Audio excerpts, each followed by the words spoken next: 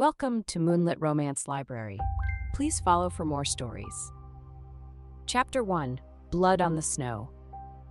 The military parade square of Arventhor smelled like iron in winter. Alara Voss stood at the edge of the square, one gauntleted hand wrapped around the reins of her black warhorse, the other pressed flat against her own thigh to stop the trembling. The trembling was not fear. It was the aftermath of killing 7 men in the border ambush 3 hours ago, the last of whom had driven a serrated blade across her left wrist before she'd taken his throat with her sword pommel. The wound had been wrapped in a torn strip of her own cloak. The blood had frozen into the fabric. She could feel it cracking every time she moved her fingers. Behind her, Noctis, her warhorse, her oldest companion, the meanest animal in the royal stables, snorted and stamped one massive hoof into the snow. He did this whenever he was bored, annoyed, or plotting to bite someone. At present, she suspected all three. "Easy," she murmured. Noctis flattened his ears and tossed his head sideways, yanking the reins hard enough to jolt her injured wrist. She hissed through her teeth. He had the temperament of a drunken tavern brawler and the intelligence of a war strategist, and he had never once in his life been easy about anything. She'd found him 6 years ago in a burned-out border stable, a half-starved yearling with hooves too big for his legs and fury in every line of his body. The stable master had warned her not to go near him. "He bites," the man had said. "He kicks. He'll kill you if you try to saddle him." Alara had walked in anyway, because she'd recognized something in those wild black eyes. She had been 15. She'd had no wolf form, no noble bloodline, no mother, and a father who drank himself to sleep every night in a guardsman's barracks. She understood what it meant to be angry and have no one to explain it to. She'd sat in the corner of his stall for 3 hours. She hadn't touched him. She'd simply sat there eating an apple, and when she was done, she'd placed the core on the ground and left. The next morning, the core was gone. The morning after that, she brought 2 apples. By the 4th day, he'd come close enough to breathe on her hair. By the 7th, he'd let her touch his nose. He'd bitten her on the 8th day, hard enough to leave a scar on her shoulder, and she'd bitten him back. Not literally, but she'd flicked his ear so hard he'd startled backward into the wall. They had understood each other perfectly ever since. Now Noctis shoved his massive head against her back, pushing her forward half a step. He wanted to leave. He had wanted to leave since they'd arrived. Horses were not stupid creatures, whatever the nobles said, and Noctis in particular possessed an uncanny ability to sense when a situation was about to become terrible. But she could not leave, not yet. Ahead of her, the parade square was arranged in the rigid formations of a royal acknowledgement ceremony. The Council of Elders occupied the raised stone dais at the center, 7 ancient werewolves in silver-trimmed black robes, their faces carved into permanent expressions of disapproval. Flanking them were the noble houses, arranged by rank. Fur-lined cloaks, jeweled circlets, gloved hands clasped over embroidered sashes. To the left, the soldiers of the Crown Guard stood in polished rows, breath steaming in the cold. To the right, the court ladies and lesser nobles clustered together like a flock of brightly plumed birds. And in the center of it all, standing on the frost-covered stone with his back to her, was Aldrich. Crown Prince Aldrich Veyron, her fated mate. Even now, even with blood frozen to her wrist and 7 kills sitting heavy in her bones, the sight of him made something twist beneath her ribs. Not the mate bond, though that was there too, that low golden hum that had lived inside her chest since she was 17 and first felt it snap into place. This was older than the bond. This was memory. This was the boy who had pulled her out of a frozen river when she was 12, who had taught her the sword forms the weapons master wouldn't teach girls, who had sat beside her on a parapet at dawn and said, "You don't need a wolf, Alara. You already fight like one." She had loved him since before she knew what the word meant. Aldrich turned. Even across the width of the parade square, she could see how the cold had sharpened his features. The strong jaw, the dark brow, the mouth that was too severe for softness but had once smiled at her like she was the only warmth in the kingdom. His black hair was pushed back from his face, and his golden eyes, wolf eyes always, found her immediately. Something flickered there, pain maybe, or guilt. Noctis snorted again, louder this time, and Alara felt the reins go taut as he shifted his weight. He never liked Aldrich. Even in the early days when she and Aldrich had been inseparable, the horse had regarded the crown prince with the particular disdain of an animal who could smell dishonesty long before it arrived. "Stand," she told him quietly. He stomped, twice. She ignored him because Lady Cordelia Ashworth was stepping forward. Cordelia was beautiful. That had never been in dispute. She had auburn hair that fell in perfect waves, a waist like a drawn bowstring, skin that had never been within spitting distance of a battlefield, and a laugh that sounded like crystal chimes designed specifically to make other women feel inadequate. She was the daughter of Lord Ashworth, the wealthiest nobleman in Arventhor, and she had been presented to the council as a suitable Luna candidate 6 months ago. Around the same time, the whispers about Alara's lack of wolf form had grown too loud to ignore. Cordelia placed her hand on Aldrich's arm. It was a small gesture, delicate, possessive, perfectly calculated. Alara saw it. The entire square saw it. That was, of course, the point. Aldrich did not remove the hand. And then he spoke. "Lady Cordelia has stood faithfully beside the crown during the recent border conflicts," he said, his voice carrying across the parade ground with the practiced ease of a man raised to address armies. "Her devotion to the council's guidance and the traditions of our bloodline is beyond reproach." Beside Alara, Noctis made a sound that could only be described as derisive. She agreed with him, but she kept her face still. She had spent 10 years in this court. She knew how to hold her expression. She knew how to stand with blood soaking through her glove and not let a single person see her flinch. Elder Hargrave, the eldest and most venomous member of the council, loomed forward on the dais. "And what of the knight, Your Highness?" Aldrich's jaw tightened. She saw it, the microflexion, the way his eyes darted toward her and then deliberately pulled away. "The knight?" "Sir Alara Voss."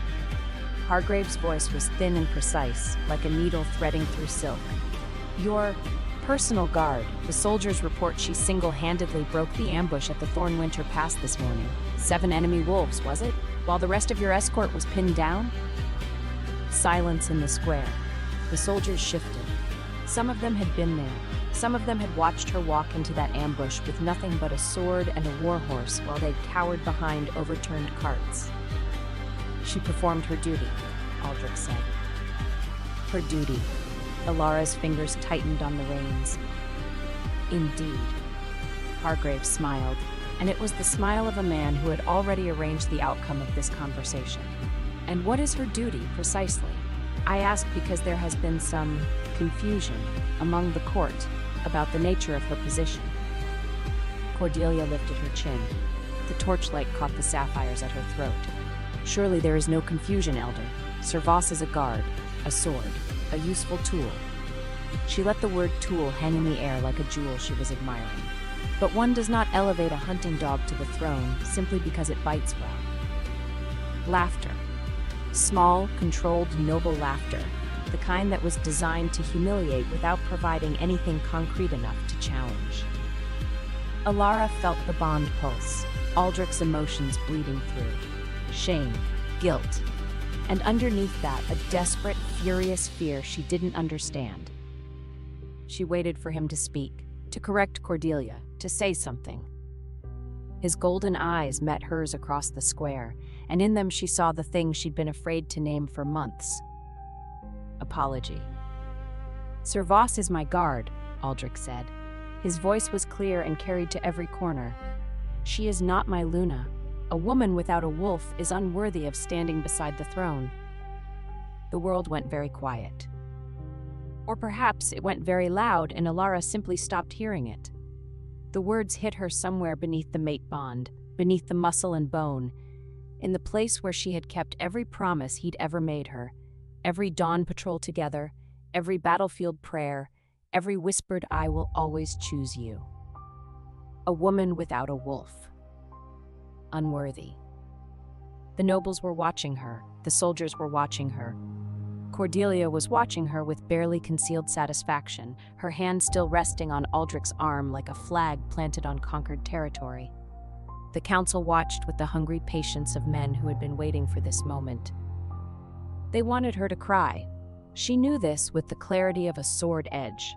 They wanted her to kneel, to beg, to ask Aldrich to explain, to provide some spectacle of feminine desperation they could reference for years afterward when they needed an example of why wolfless women should not presume. Noctis pressed his nose against her shoulder. His breath was warm and his nostrils flared, and his ears were flat against his skull in the expression she recognized as his battle face. He wanted to charge. He had always wanted to solve problems by charging at them. In this, at least, they were not alike. Alara reached up and unclasped the silver badge from her armor. It was a simple thing, a wolf rampant over a crown, the mark of the royal personal guard. She had worn it since she was 18. It had been pinned over her heart when she'd killed her first enemy wolf. It had been stained with mud, blood, rain, and once, memorably, horse spit when Noctis had sneezed directly onto her chest during an inspection. She held it up so the torchlight caught it. Then she threw it into the snow at Aldrich's feet. The sound it made was very small. The silence that followed was enormous. "Servas," Aldrich began. "That's the last order I'll follow," she said. Her voice was steady. She would make it steady if it killed her. "And I wasn't a dog, Your Highness. I was the only one willing to stand between you and every blade aimed at your throat. The dog was whoever taught you to call it nothing." She turned. She mounted Noctis in a single fluid motion that sent a lance of pain through her injured wrist, but she'd mounted this horse in worse condition, with a broken rib once, with an arrow shaft still lodged in her thigh once, during a thunderstorm that had driven every other horse in the stable to panic. This was nothing. This was just her heart. Noctis needed no command. He surged forward, and the crowd parted. Not for her, but for him, because he was 16 hands of black fury, and he had a documented history of biting anyone who didn't move fast enough. Behind her, she heard Aldrich call her name. She did not turn. They reached the drawbridge before the shouting started. The royal city of Arventhor was built on a high plateau, accessible only through the Great Gate and its ancient drawbridge over the Frostclaw Gorge. The bridge was wide enough for 4 horses abreast, paved in dark stone, and flanked by carved wolf statues that had watched 1,000 years of comings and goings with the same blank expression. Noctis's hooves rang against the stone.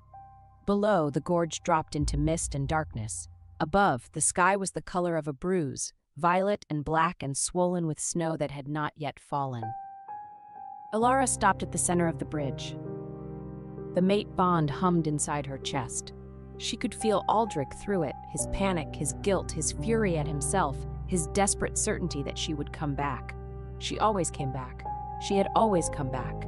After every slight, every public humiliation, every whispered insult from courtiers who called her the wolfless shadow, the broken blade, the guard who warmed the prince's bed because she couldn't warm his throne, she had swallowed it and she had come back. Not tonight. She closed her eyes. She reached inside herself, past the pain in her wrist, past the exhaustion in her bones, past 10 years of loving a man who could announce her worthlessness to the entire kingdom and still expect her to return. She found the bond. It was there, golden and warm, woven into the center of her being like a thread spun from sunlight. It connected her to Aldrich, his heartbeat, his breath, his wolf. She had lived with it for so long that she no longer remembered what silence felt like. She wrapped her will around it, and she pulled. The pain was immediate and absolute. It felt like reaching into her own chest and tearing out a rib. No, worse. It felt like reaching into her soul and ripping out the part that had learned to love. The golden thread screamed as it frayed. Noctis shrieked beneath her, rearing, because he could feel it too. The shockwave of a fated bond being forcibly severed, something so unnatural that even the stones of the bridge seemed to shudder. She didn't stop. She pulled until the thread snapped. The silence that followed was the most terrible sound she had ever heard. She swayed in the saddle. The world tilted. The gorge gaped below her like a mouth, and for one dizzying moment she thought she was going to fall, off the horse, off the bridge, into the dark. Noctis caught her. Not literally, because horses didn't catch people, but he did what he always did when she was about to break. He planted his hooves, lowered his massive body, and shifted his weight so that she fell forward against his neck, instead of sideways into nothing. His mane was coarse and warm against her face. He stood absolutely still, his breath steaming in the cold, and he waited. She pressed her forehead against his neck and did not cry. After a long moment, she straightened. Her chest felt hollowed out, as if someone had scooped out everything soft and left only bone and determination. "Okay," she whispered. Noctis flicked one ear. Forward. He walked, steady, sure, carrying her off the bridge and onto the mountain road beyond the gate, into the snow and the dark and the vast, empty world that no longer had a golden thread connecting it to a man who had called her unworthy. Behind her, inside the city, she thought she heard a wolf howl. Aldrich's wolf, recognizing the severance, screaming into the night. She did not look back. Chapter 2. The Night Between. The stable widow's name was Marin. She had been waiting at the last way station before the mountain road, a stone shelter built into the cliff face, half hidden by snow, used by border patrols and occasionally by women leaving the royal city in circumstances that did not permit the main gate. Marin was 47, sturdy as an oak barrel, with iron-gray hair braided tight against her skull and hands that had seen more horse ailments than any noble healer had seen human ones. She had run the lower stables of Arventhor for 20 years, and in all that time she had been invisible. Nobles did not notice the woman who fed their horses. They noticed only when the horse was lame, and then they blamed her. Alara had noticed her. At 14, new to the guard barracks and friendless, Alara had spent more time in the lower stables than in the training yard because the horses didn't care that she had no wolf. Marin had found her there one night, a skinny blonde girl asleep in a hay pile with a wild yearling standing guard over her, and had simply draped a blanket over her and said nothing. In the years since, their friendship had been conducted almost entirely through the horse. Marin treated Noctis's hooves, trimmed his mane, checked his teeth, adjusted his saddle, mixed his feed, and reported his moods to Alara with the clinical precision of a field medic. She was the only person besides Alara that Noctis tolerated, and even that tolerance had limits. He'd bitten through 2 of her leather aprons, and once deliberately stood on her foot during a shoeing. Now Marin stood at the waystation door with a lantern in one hand and a feed bag in the other, and she looked at Alara with the expression of a woman who had already heard the news and had been packed for 3 hours. "I changed his shoes this afternoon," Marin said, handing Alara the feed bag. "New iron, good grip for mountain snow. There's a poultice in the left saddlebag for that wrist. Don't argue, I can see the blood from here. And I packed dried meat, grain, 2 water skins, and the herb mix he likes. The one with the fennel." Alara stared at her. "How did you—" "I know that horse." Marin jerked her chin toward Noctis, who was already nosing the feed bag with the aggressive enthusiasm of an animal who believed every meal might be his last. "He's been agitated for 3 days, stamping, refusing the stable, snapping at the grooms. He knew before you did." Noctis lifted his head from the feed bag long enough to snort in what sounded like confirmation. Alara dismounted. The pain in her chest, the hollow, torn-open cavity where the bond had been, flared so intensely that she grabbed the saddle to stay upright. Marin reached for her arm, steadied her, said nothing about the way Alara's face had gone white. "I don't know where you're going tonight," Marin said. Her voice was quiet, practical, the voice of a woman who had lived her entire life in a world that undervalued practical women and had stopped expecting it to change. "But he knows." She nodded toward Noctis. "He's been impatient to take you away." Alara's throat closed. She wanted to say something. "Thank you," or "goodbye," or "I'm sorry I never spoke up when the stable master shorted your wages," or "you deserved better than this invisible life." But Marin was already adjusting Noctis's girth strap, checking the saddlebag buckles, running her hands along his legs the way she'd done 1,000 times. "The border road is passable as far as the Grey Mark," Marin said. "After that, you'll be in disputed territory. The enemy factions patrol the passes after dark, but they don't usually bother lone riders. Too much trouble for too little gain. She paused. Unless the rider is someone important. I'm not important. Marin looked at her with eyes that held 20 years of watching a wolfless girl become the strongest knight in the kingdom. You're important to him, she said, and touched Noctis's nose. That's enough for me. Noctis bumped Marin's hand with his massive head, and then, in a display of affection so rare that Alara almost lost her composure, he lowered his nose and breathed gently on the older woman's hair. Go, Marin said. And when you get where you're going, check his left foreleg. He's been favoring it, but he won't show you until it suits him. Stubborn creature. Alara mounted. The pain pulsed. Noctis moved beneath her, steady as stone. She rode into the snowfield. She made it 4 miles before the first backlash hit. The broken bond didn't heal cleanly. She had known it wouldn't. The old text said that severing a faded bond was like amputating a limb, except the limb was made of emotion, and the phantom pain lasted forever. What the old texts hadn't mentioned was the sound. A wolf howling inside her skull, not her wolf, because she didn't have one, but the echo of Aldrich's wolf, trapped in the remnant of the bond like a voice caught in an empty room. The pain doubled her over. Noctis stopped immediately, his ears swiveling back, and when she slumped against his neck, he turned his head and nudged her knee with his nose. Hard, repeatedly, as if to say, you are not allowed to fall off. I did not carry you this far for you to fall off in a snowfield like a sack of turnips. I'm fine, she lied.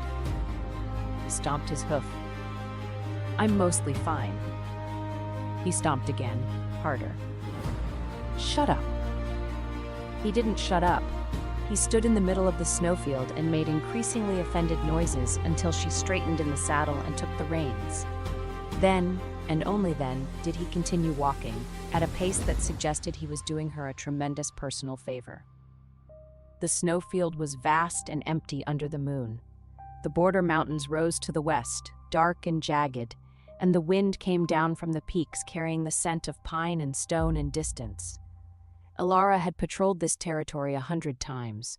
She knew every ridge, every frozen stream, every abandoned watchtower.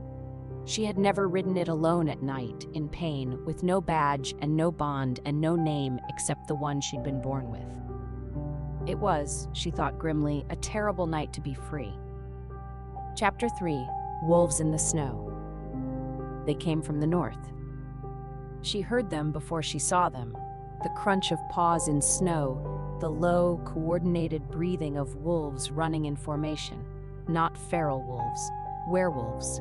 Shifted, moving fast, cutting across the snowfield in a flanking arc designed to close a trap. Alara's hand found her sword hilt. The motion sent a bolt of agony through her torn wrist, but she gripped anyway because the alternative was dying, and she had not ripped her own soul in half just to bleed out in a snowfield. Noctis felt her shift. His ears went flat. His stride lengthened. He knew this, the prelude to violence, and unlike most horses, he did not shy from it. He leaned into it. There were 6, no, 8, dark-furred, fast, moving in pairs. They weren't border wolves. Their formation was too disciplined, their coordination too precise. These were hunters, and they were hunting her. The first one broke from the pack and lunged. Alara drew her sword and cut. The motion was instinct. 10 years of training, 1,000 sparring sessions, 100 real fights. The blade caught moonlight as it arced, and the wolf yelped as the flat of the sword cracked across its skull. She didn't use the edge. She didn't need to kill.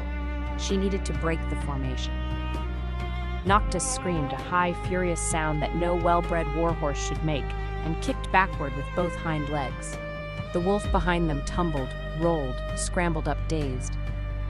2 more came from the left. Alara wheeled Noctis, and he responded like the warhorse he was. Welcome to Moonlit Romance Library. Please follow for more stories. Chapter 1: Blood on the Snow. The military parade square of Arventhor smelled like iron in winter. Alara Voss stood at the edge of the square, one gauntleted hand wrapped around the reins of her black warhorse. the other pressed flat against her own thigh to stop the trembling. The trembling was not fear. It was the aftermath of killing 7 men in the border ambush 3 hours ago, the last of whom had driven a serrated blade across her left wrist before she'd taken his throat with her sword pommel. The wound had been wrapped in a torn strip of her own cloak. The blood had frozen into the fabric. She could feel it cracking every time she moved her fingers.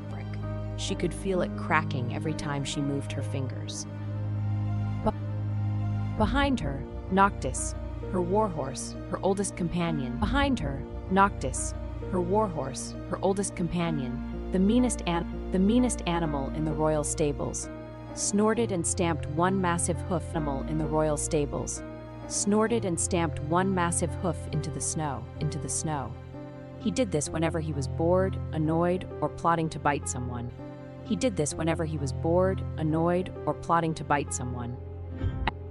At present, she suspected all three.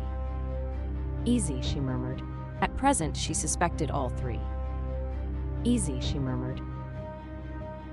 Noctis flattened his ears and tossed his head sideways, yanking the reins hard enough to jolt her injured wrist. She hissed through her teeth. He had the temperament of a drunken tavern brawler and the intelligence of a war strategist, and he had never once in his life been easy about anything. She'd found him 6 years ago in a burned-out border stable, a half-starved yearling with hooves too big for his legs and fury in every line of his body. The stable master had warned her not to go near him. "He bites," the man had said. "He kicks. He'll kill you if you try to saddle him." Elara had walked in anyway, because she'd recognized something in those wild black eyes. She had been 15. She'd had no wolf form, no noble bloodline, no mother, and a father who drank himself to sleep every night in a guardsman's barracks. She understood what it meant to be angry and have no one to explain it to. She'd sat in the corner of his stall for 3 hours. She hadn't touched him. She'd simply sat there eating an apple, and when she was done, she'd placed the core on the ground and left. The next morning, the core was gone. The morning after that, she brought 2 apples. By the 4th day, he'd come close enough to breathe on her hair. By the 7th, he'd let her touch his nose. He'd bitten her on the 8th day, hard enough to leave a scar on her shoulder, and she'd bitten him back. Not literally, but she'd flicked his ear so hard he'd startled backward into the wall. They had understood each other perfectly ever since. Now Noctis shoved his massive head against her back, pushing her forward half a step. He wanted to leave. He had wanted to leave since they'd arrived. Horses were not stupid creatures, whatever the nobles said, and Noctis in particular possessed an uncanny ability to sense when a situation was about to become terrible. But she could not leave, not yet. Ahead of her, the parade square was arranged in the rigid formations of a royal acknowledgement ceremony. The Council of Elders occupied the raised stone dais at the center, 7 ancient werewolves in silver-trimmed black robes, their faces carved into permanent expressions of disapproval. Flanking them were the noble houses, arranged by rank. Fur-lined cloaks, jeweled circlets, gloved hands clasped over embroidered sashes. To the left, the soldiers of the Crown Guard stood in polished rows, breath steaming in the cold. To the right, the court ladies and lesser nobles clustered together like a flock of brightly plumed birds. And in the center of it all, standing on the frost-covered stone with his back to her, was Aldrich. Crown Prince Aldrich Veyron, her fated mate. Even now, even with blood frozen to her wrist and 7 kills sitting heavy in her bones, the sight of him made something twist beneath her ribs. Not the mate bond, though that was there too, that low golden hum that had lived inside her chest since she was 17 and first felt it snap into place. This was older than the bond. This was memory. This was the boy who had pulled her out of a frozen river when she was 12, who had taught her the sword forms the weapons master wouldn't teach girls, who had sat beside her on a parapet at dawn and said, "You don't need a wolf, Elara. You already fight like one." She had loved him since before she knew what the word meant. Aldrich turned. Even across the width of the parade square, she could see how the cold had sharpened his features. The strong jaw, the dark brow, the mouth that was too severe for softness but had once smiled at her like she was the only warmth in the kingdom. His black hair was pushed back from his face, and his golden eyes, wolf eyes always found her immediately. Something flickered there, pain maybe, or guilt. Noctis snorted again, louder this time, and Alara felt the reins go taut as he shifted his weight. He never liked Aldrich. Even in the early days when she and Aldrich had been inseparable, the horse had regarded the crown prince with the particular disdain of an animal who could smell dishonesty long before it arrived. "Stand," she told him quietly. He stomped, twice. She ignored him because Lady Cordelia Ashworth was stepping forward. Cordelia was beautiful. That had never been in dispute. She had auburn hair that fell in perfect waves, a waist like a drawn bowstring, skin that had never been within spitting distance of a battlefield, and a laugh that sounded like crystal chimes designed specifically to make other women feel inadequate. She was the daughter of Lord Ashworth, the wealthiest nobleman in Arventhor, and she had been presented to the council as a suitable Luna candidate 6 months ago. Around the same time, the whispers about Alara's lack of wolf form had grown too loud to ignore. Cordelia placed her hand on Aldrich's arm. It was a small gesture, delicate, possessive, perfectly calculated. Alara saw it. The entire square saw it. That was, of course, the point. Aldrich did not remove the hand. And then he spoke. "Lady Cordelia has stood faithfully beside the crown during the recent border conflicts," he said, his voice carrying across the parade ground with the practiced ease of a man raised to address armies. "Her devotion to the council's guidance and the traditions of our bloodline is beyond reproach." Beside Alara, Noctis made a sound that could only be described as derisive. She agreed with him, but she kept her face still. She had spent 10 years in this court. She knew how to hold her expression. She knew how to stand with blood soaking through her glove and not let a single person see her flinch. Elder Hargrave, the eldest and most venomous member of the council, leaned forward on the dais. "And what of the knight, Your Highness?" Aldrich's jaw tightened. She saw it, the microflexion, the way his eyes darted toward her and then deliberately pulled away. "The knight?"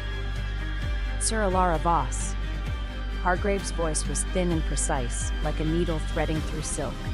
"Your personal guard. The soldiers report she single-handedly broke the ambush at the Thornwinter Pass this morning. 7 enemy wolves, was it? While the rest of your escort was pinned down?" Silence in the square. The soldiers shifted. Some of them had been there. Some of them had watched her walk into that ambush with nothing but a sword and a warhorse while they cowered behind overturned carts. "She performed her duty," Aldrich said. "Her duty." Alara's fingers tightened on the reins. "Indeed." Hargrave smiled, and it was the smile of a man who had already arranged the outcome of this conversation. "And what is her duty, precisely?" "I ask because there has been some confusion among the court about the nature of her position." Cordelia lifted her chin. The torchlight caught the sapphires at her throat.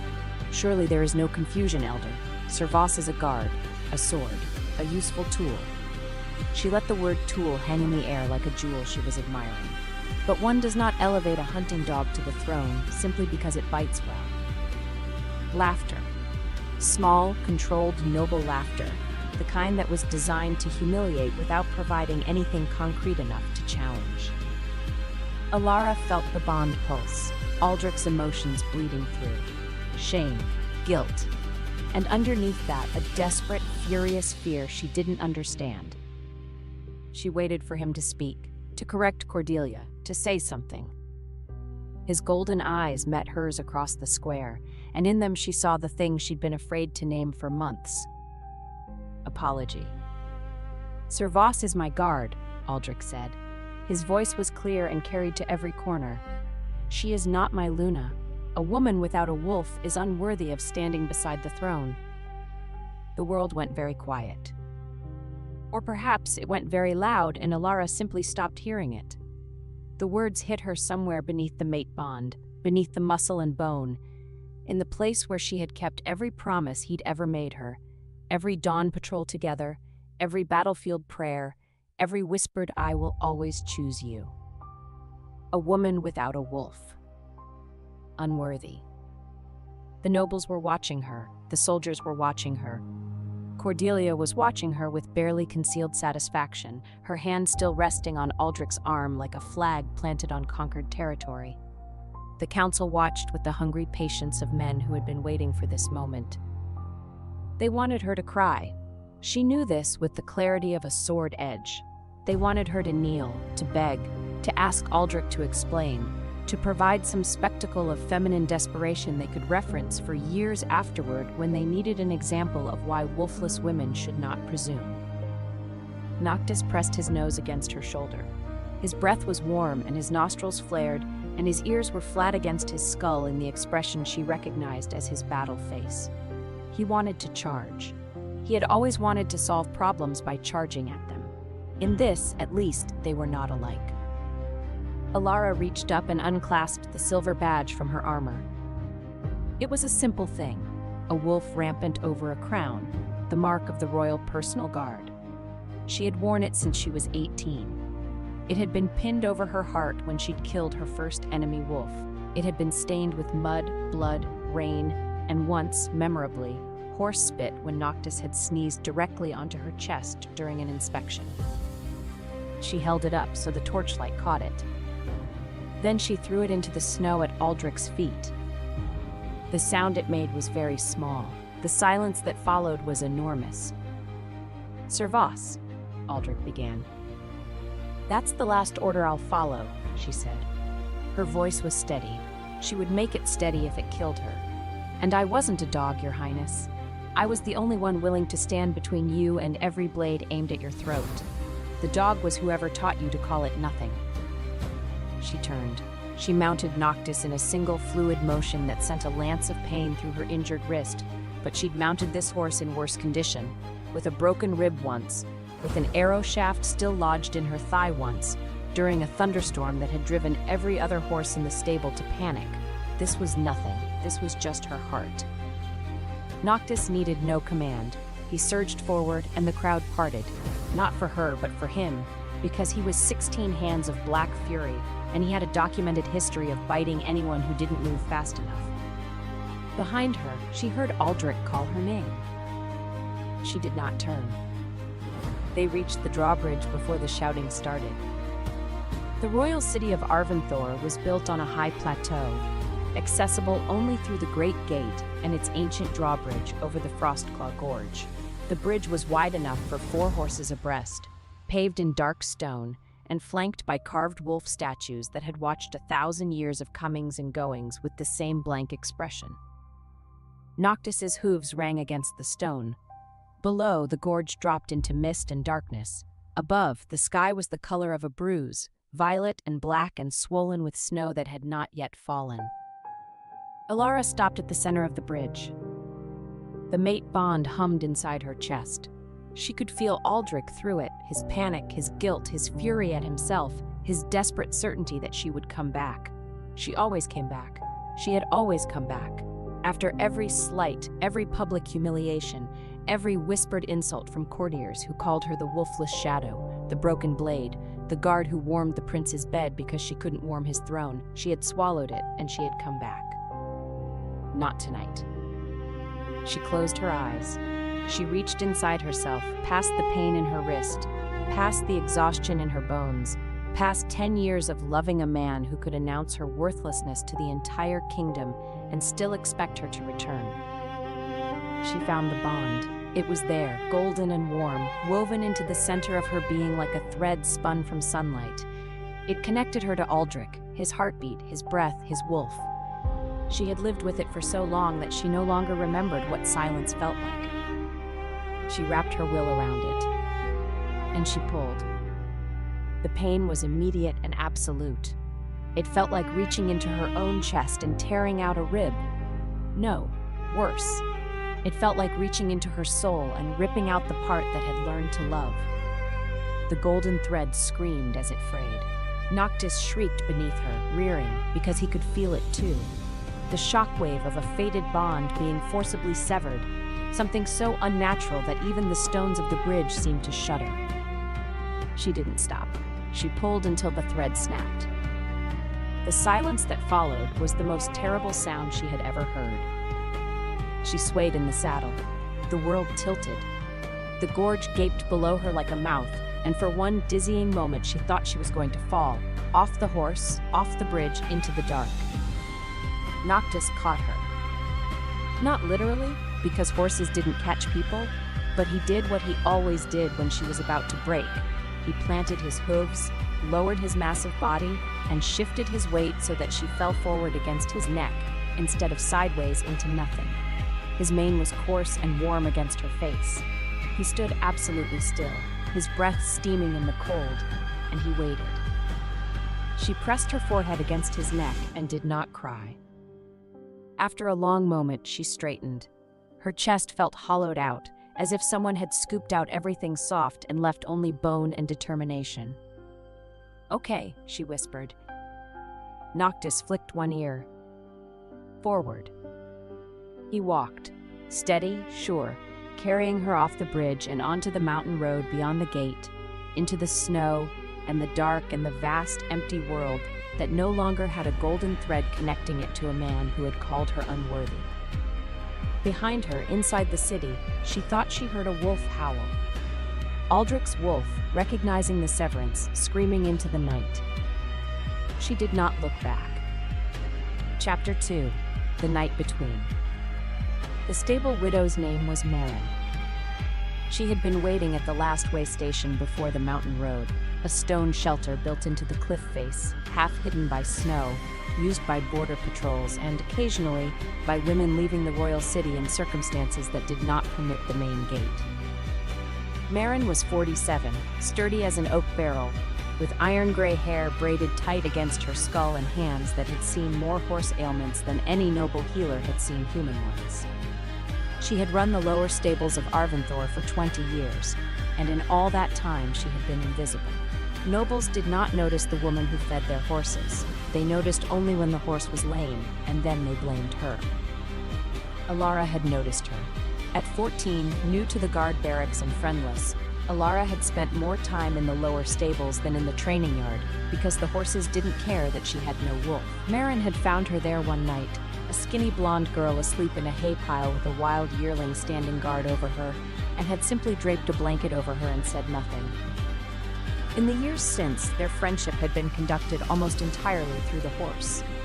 Marin treated Noctis's hooves, trimmed his mane, checked his teeth, adjusted his saddle, mixed his feed, and reported his moods to Alara with the clinical precision of a field medic. She was the only person besides Alara that Noctis tolerated, and even that tolerance had limits. He'd bitten through 2 of her leather aprons, and once deliberately stood on her foot during a shoeing. Now Marin stood at the way station door with a lantern in one hand and a feed bag in the other, and she looked at Alara with the expression of a woman who had already heard the news and had been packed for 3 hours. "I changed his shoes this afternoon," Marin said, handing Alara the feed bag. "New iron, good grip for mountain snow. There's a poultice in the left saddlebag for that wrist. Don't argue, I can see the blood from here. And I packed dried meat, grain, 2 water skins, and the herb mix he likes. The one with the fennel." Alara stared at her. "How did you—" "I know that horse." Marin jerked her chin toward Noctis, who was already nosing the feed bag with the aggressive enthusiasm of an animal who believed every meal might be his last. "He's been agitated for 3 days, stamping, refusing the stable, snapping at the grooms. He knew before you did." Noctis lifted his head from the feed bag long enough to snort in what sounded like confirmation. Alara dismounted. The pain in her chest, the hollow, torn-open cavity where the bond had been, flared so intensely that she grabbed the saddle to stay upright. Marin reached for her arm, steadied her, said nothing about the way Alara's face had gone white. "I don't know where you're going tonight," Marin said. Her voice was quiet, practical, the voice of a woman who had lived her entire life in a world that undervalued practical women and had stopped expecting it to change. "But he knows." She nodded toward Noctis. "He's been impatient to take you away." Alara's throat closed. She wanted to say something. "Thank you," or "goodbye," or "I'm sorry I never spoke up when the stable master shorted your wages," or "you deserved better than this invisible life." But Marin was already adjusting Noctis's girth strap, checking the saddlebag buckles, running her hands along his legs the way she'd done 1,000 times. The border road is passable as far as the Grey Mark, Marin said. After that, you'll be in disputed territory. The enemy factions patrol the passes after dark, but they don't usually bother lone riders. Too much trouble for too little gain. She paused. Unless the rider is someone important. I'm not important. Marin looked at her with eyes that held 20 years of watching a wolfless girl become the strongest knight in the kingdom. You're important to him, she said, and touched Noctis's nose. That's enough for me. Noctis bumped Marin's hand with his massive head, and then, in a display of affection so rare that Alara almost lost her composure, he lowered his nose and breathed gently on the older woman's hair. Go, Marin said. And when you get where you're going, check his left foreleg. He's been favoring it, but he won't show you until it suits him. Stubborn creature. Alara mounted. The pain pulsed. Noctis moved beneath her, steady as stone. She rode into the snowfield. She made it 4 miles before the first backlash hit. The broken bond didn't heal cleanly. She had known it wouldn't. The old text said that severing a fated bond was like amputating a limb, except the limb was made of emotion, and the phantom pain lasted forever. What the old texts hadn't mentioned was the sound. A wolf howling inside her skull, not her wolf, because she didn't have one, but the echo of Aldrich's wolf, trapped in the remnant of the bond like a voice caught in an empty room. The pain doubled her over. Noctis stopped immediately, his ears swiveling back, and when she slumped against his neck, he turned his head and nudged her knee with his nose. Hard, repeatedly, as if to say, you are not allowed to fall off. I did not carry you this far for you to fall off in a snowfield like a sack of turnips. I'm fine, she lied. He stomped his hoof. I'm mostly fine. He stomped again, harder. Shut up. He didn't shut up. He stood in the middle of the snowfield and made increasingly offended noises until she straightened in the saddle and took the reins. Then, and only then, did he continue walking, at a pace that suggested he was doing her a tremendous personal favor. The snowfield was vast and empty under the moon. The border mountains rose to the west, dark and jagged, and the wind came down from the peaks carrying the scent of pine and stone and distance. Alara had patrolled this territory 100 times.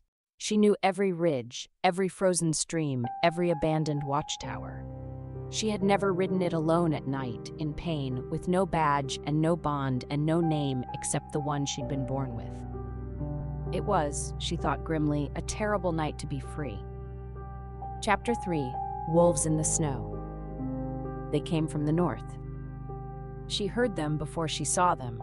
The crunch of paws in snow, the low, coordinated breathing of wolves running in formation. Not feral wolves, werewolves. Shifted, moving fast, cutting across the snowfield in a flanking arc designed to close a trap. Alara's hand found her sword hilt. The motion sent a bolt of agony through her torn wrist, but she gripped anyway because the alternative was dying, and she had not ripped her own soul in half just to bleed out in a snowfield. Noctis felt her shift. His ears went flat. His stride lengthened. He knew this, the prelude to violence, and unlike most horses, he did not shy from it. He leaned into it. There were 6, no, 8, dark-furred, fast, moving in pairs. They weren't border wolves. Their formation was too disciplined, their coordination too precise. These were hunters, and they were hunting her. The first one broke from the pack and lunged. Alara drew her sword and cut. The motion was instinct. 10 years of training, 1,000 sparring sessions, 100 real fights. The blade caught moonlight as it arced, and the wolf yelped as the flat of the sword cracked across its skull. She didn't use the edge. She didn't need to kill. She needed to break the formation. Noctis screamed a high, furious sound that no well-bred warhorse should make, and kicked backward with both hind legs. The wolf behind them tumbled, rolled, scrambled up dazed. 2 more came from the left. Alara wheeled Noctis, and he responded like the warhorse he was, pivoting on his haunches, surging forward, driving his armored chest into the nearest wolf and sending it sprawling. She swung the sword again, flat side, and felt the impact jar up her arm. But there were too many, and her wrist was failing. The torn ligaments protested every swing, and the backlash pain in her chest was still there, still throbbing, making her reactions a half-second slow. A wolf snapped at Noctis's leg. She kicked it away. Another lunged for her saddle. She smashed the pommel into its nose. The pack was regrouping. She could see it, the shift in their pattern, the way the remaining wolves were spreading out to encircle rather than attack head-on. They were adapting to her fighting style. That meant they'd been briefed. That meant someone had sent them. She was going to get off this horse and fight on foot, because from the ground she could protect Noctis's legs. She would not let them hurt him. She could take a wound.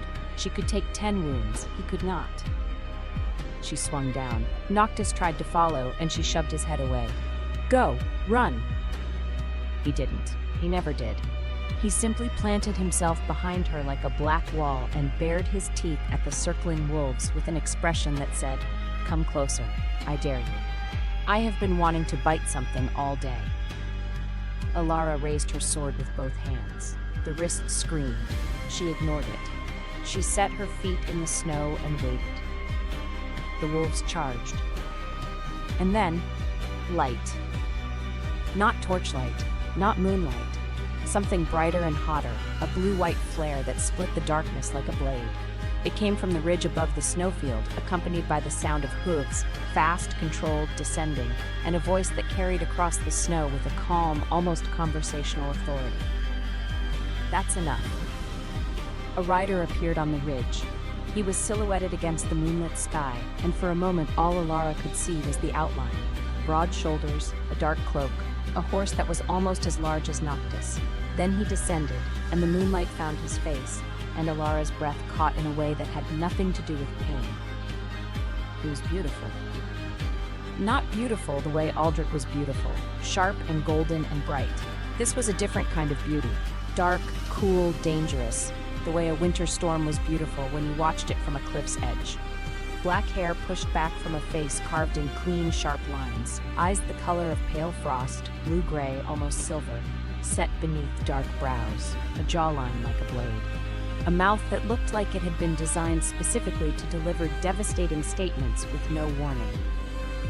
He rode a pale gray warhorse, and he moved with the absolute ease of a man who had been born on horseback and had never once in his life been thrown. Behind him, on the ridge, she could see more riders, an escort held back. The wolves stopped. They didn't flee, they simply stopped mid-charge, as if a leash had been pulled taut. Their heads lowered, their tails dropped. One of them whined. The stranger rode down into the snowfield. His pale horse picked its way through the snow with fastidious precision, and the rider's eyes swept the scene. The circling wolves, the blood in the snow, the woman standing alone with a shaking sword, the black warhorse behind her with murder in his eyes. His gaze settled on Alara. He studied her for a moment. The bloody armor, the torn wrist, the defiant stance, the absence of any wolf aura whatsoever. And something shifted in his expression. Not pity. Pity she could have identified and rejected. This was something closer to interest. "They're mine," he said, nodding toward the wolves. "Border Patrol. They were supposed to be tracking a supply convoy." He paused. "Not chasing injured women through snowfields." One of the wolves shifted, bones cracking, fur receding, into a man. He was young, scarred, sheepish. "My lord, she came out of the royal city. We thought—" "I know what you thought. You were wrong." The stranger's voice didn't rise. It didn't need to. "Fall back, all of you." They fell back. Every wolf, immediately. No hesitation, no argument. This was not the obedience of fear. It was the obedience of absolute authority, the kind that was so certain of itself it never needed to shout. The stranger dismounted. He was tall, taller than Aldrich, with the build of a man who fought regularly and well. He moved toward Alara, and she raised her sword. "Stay back." He stopped. He looked at the sword, then at her wrist, then at the blood soaking through her glove. "Your grip is failing on the right side," he said. "Your wrist is either fractured or badly torn. You've been riding for at least 4 hours in this cold, which means the tissue is swelling inside the wrap, and if you swing that sword one more time, you're going to lose the use of your hand for a month." He paused. "I have a field medic with my escort and horse feed." The mention of horse feed almost undid her. Not for herself, she could have borne any amount of suffering, but Noctis had been carrying her for hours, had fought beside her, had not been fed since Marin's way station. Behind her, Noctis's ears pricked at the word feed. "You're from the border faction," she said. Her voice was flat, assessing. "The Kelrith Wolves." "I'm the lord of the Kelrith Wolves," he said. "Ronan Kelrith." He inclined his head, not a bow, an acknowledgement. "And you are the woman who just fought off 8 of my best hunters with a broken wrist and a horse that appears to be personally offended by the existence of wolves." Noctis snorted. It was his most judgmental snort. Ronan's mouth twitched, not quite a smile. Something better, the suppression of one. "You may leave, or you may stay. Just do not faint in front of my horse." He jerked his chin toward the pale gray warhorse, which was watching the proceedings with an expression of aristocratic boredom. "My horse is very fond of reporting incidents." Alara looked at him. The pain in her chest was a constant roar, and her wrist was on fire, and she was alone on an enemy snowfield talking to a man who should, by all logic, be her adversary. But his eyes were steady, and his voice held no mockery, and he had stopped his wolves without violence. "Do not worry," she said. "I only faint in front of my own horse. It has better manners." This time, Ronan's mouth definitely twitched. Behind her, Noctis did something extraordinary. He lifted his head, looked directly at Ronan, and then turned his body so that he was standing between them, a black wall of horse blocking Ronan's path to Alara entirely. "Your horse," Ronan observed, "does not like me." "My horse doesn't like anyone." "A quality I respect." He stepped to the side. Noctis stepped to block him. He stepped the other way. Noctis mirrored him. This continued for 3 full repetitions, with increasing absurdity, until Noctis leaned forward and clamped his teeth onto the edge of Ronan's cloak. Ronan looked down at the horse holding his cloak hostage. He looked up at Alara. His expression was one of absolute, perfect composure, marred only slightly by the fact that an angry warhorse was slowly eating his clothing. "Is this a negotiation?" he asked. "He thinks so." "What are his terms?"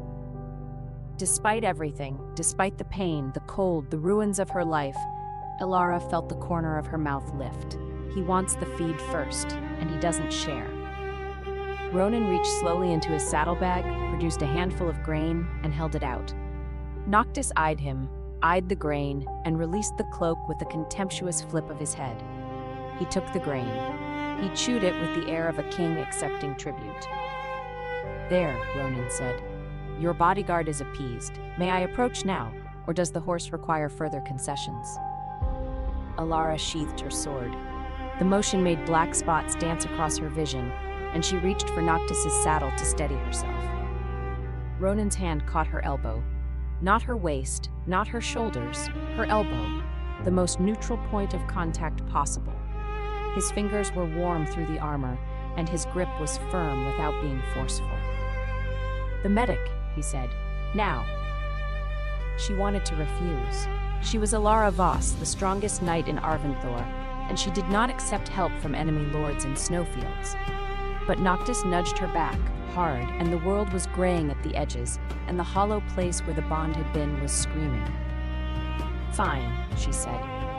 "But if any of your wolves touch my horse, I'll kill them with my left hand." "I believe you," Ronan said, and for the first time she heard something in his voice that sounded genuine. Chapter 4. The Enemy's Hearth. The Kelrith border camp was not what she expected. She had expected a war camp, crude, temporary, designed for aggression. What she found was a mountain stronghold carved into the living rock of the Grey March Pass, with high walls, warm fires, a well-stocked stable, and the general atmosphere of a community that had been here for generations and intended to remain. Ronan's people watched her with curiosity but not hostility. They were border wolves, harder than the court wolves of Arventhor, weathered by wind and war, but there was none of the cruelty she'd been told to expect. The soldiers nodded at their lord. The camp workers moved with purpose. Children, actual children, darted between the buildings, chasing each other through the snow. Alara had been told her entire life that the Kael'rith faction was savage, lawless, dangerous. She was beginning to suspect that whoever had told her that had never actually visited. Noctis was installed in the stable with the ceremony usually reserved for visiting royalty, primarily because he threatened every groom who approached him until Ilara personally introduced them. Even then, he bit one on the sleeve. Ilara pretended not to notice. Noctis pretended he hadn't done it. The groom pretended his sleeve had always been torn. It was a functional arrangement. The medic, a brisk, efficient woman named Helwyn, examined Ilara's wrist with the impersonal competence of someone who had treated 100 such injuries and was bored by this one. Torn ligament, deep bruise on the bone, not fractured, which means you're either very lucky or very hard to break. Helwyn wound a clean bandage with hands that could have performed surgery in a thunderstorm. 3 weeks minimum before you swing a sword. 4 would be better. I'll need it in 2. Then you'll lose the wrist. I'll need it in 2, Ilara repeated. Helwyn gave her a look that conveyed in a single glance an entire medical textbook's worth of disapproval. Then she packed the wrist with a poultice that smelled like winter herbs and fire, wrapped it tight, and said, 2 weeks, but if it snaps, don't come crying to me. Ilara didn't intend to come crying to anyone. She hadn't cried in 6 years. Ronan appeared after the medic left. He'd removed his riding cloak and wore a dark wool tunic beneath, and in the firelight of the stone chamber, the sharp planes of his face were thrown into relief. He set a tray on the table: bread, dried meat, hot broth, water. When did you last eat? She tried to remember. The morning? No, yesterday morning. She'd been in the saddle since before dawn for the border run that had ended in the ambush, and after the ambush there had been the parade, and after the parade there had been the bridge. Recently, she lied. He studied her. Those frost-pale eyes missed nothing. You're a terrible liar. I suspect that's unusual for someone who survived 10 years in the Arventhor court. I didn't survive by lying. I survived by being useful. And now? She looked at the fire. The hollow in her chest pulsed. Now I'm not useful to anyone. That, Ronan said, pulling a chair to the table and sitting across from her with the easy grace of a man who owned the room and everyone in it, is the most absurd thing I've heard today, and I spent this morning listening to my scout explain how he lost an entire supply convoy to a badger. She looked at him. A badger. A very determined badger. He pushed the tray toward her. Eat. You're no good to anyone dead, and I have questions. She ate. The broth was hot and good, and the bread was better than anything the royal kitchens had produced in months. And the simple act of eating, of being warm, of being fed, of sitting in a place where no one was calling her worthless, was so overwhelming that she had to stop twice and breathe. Ronan watched her. He said nothing. This, she was learning, was one of his qualities. He knew when silence was more useful than speech. When she'd finished, he asked, "Who sent the hunters after you?" "What hunters?" "The wolves in the snowfield. They weren't mine, not the patrol I'd assigned. Someone else deployed them. Someone who knew you'd be on that road tonight." His eyes were sharp. "The Arventhor court isn't known for releasing its assets voluntarily. So who wanted you found?" She considered lying. She considered telling him nothing. But the exhaustion was bone deep, and the truth was simple, and she was so tired of navigating the maze of court deception. "The Council of Elders," she said. "They've been watching me for months. They think my bloodline is abnormal." "Abnormal how?" "I don't have a wolf form." "I noticed." "But they think," she stopped. She didn't actually know what they thought. She only knew that the scrutiny had intensified, that Aldrich had become increasingly desperate to distance himself from her publicly, and that the council's questions had grown pointed enough to draw blood. Ronan leaned back. The firelight played across his features, and she was struck again by how composed he was. Not cold, not emotionless, but contained, as if every reaction was filtered through a layer of deliberate thought. "The Council of Arventhor has a long history of executing things they don't understand," he said. "My grandfather was one of those things." He said it without anger, flat, factual, the way you'd state a historical date. They called him a heretic. They burned his records. They said the Kelrith bloodline was tainted. This is why we're on the border instead of in the court. We weren't exiled for being weak. We were exiled for being inconvenient. Alara looked at him. There was more to this story.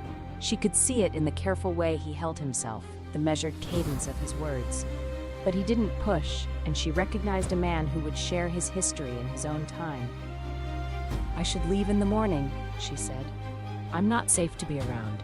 If the council tracks me here, then the council will find that crossing the Grey March in winter is considerably more difficult than writing decrees from a warm throne room." He stood.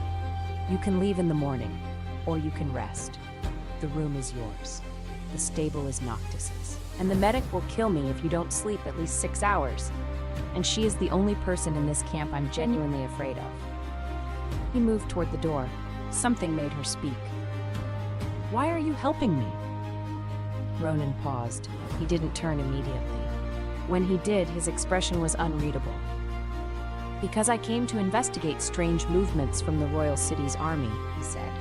"And instead I found a woman who was wounded, bond broken, hunted, and still able to leave 8 of my best wolves limping back to camp." He paused. "I'm a strategist, Sir Voss. I don't waste interesting variables." He left. Alara sat by the fire and pressed her hand to the hollow in her chest and wondered when exactly she had stopped being a person and become a variable. It was, she thought, an improvement. Chapter 5. Phantom Pains. She woke before dawn with claws in her chest.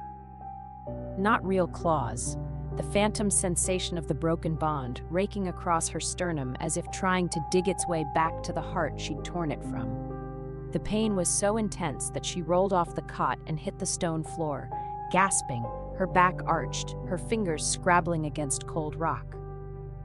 The echo of Aldrich's wolf howled in her ears. Not words. Wolves didn't speak in words, but emotion, raw and ragged.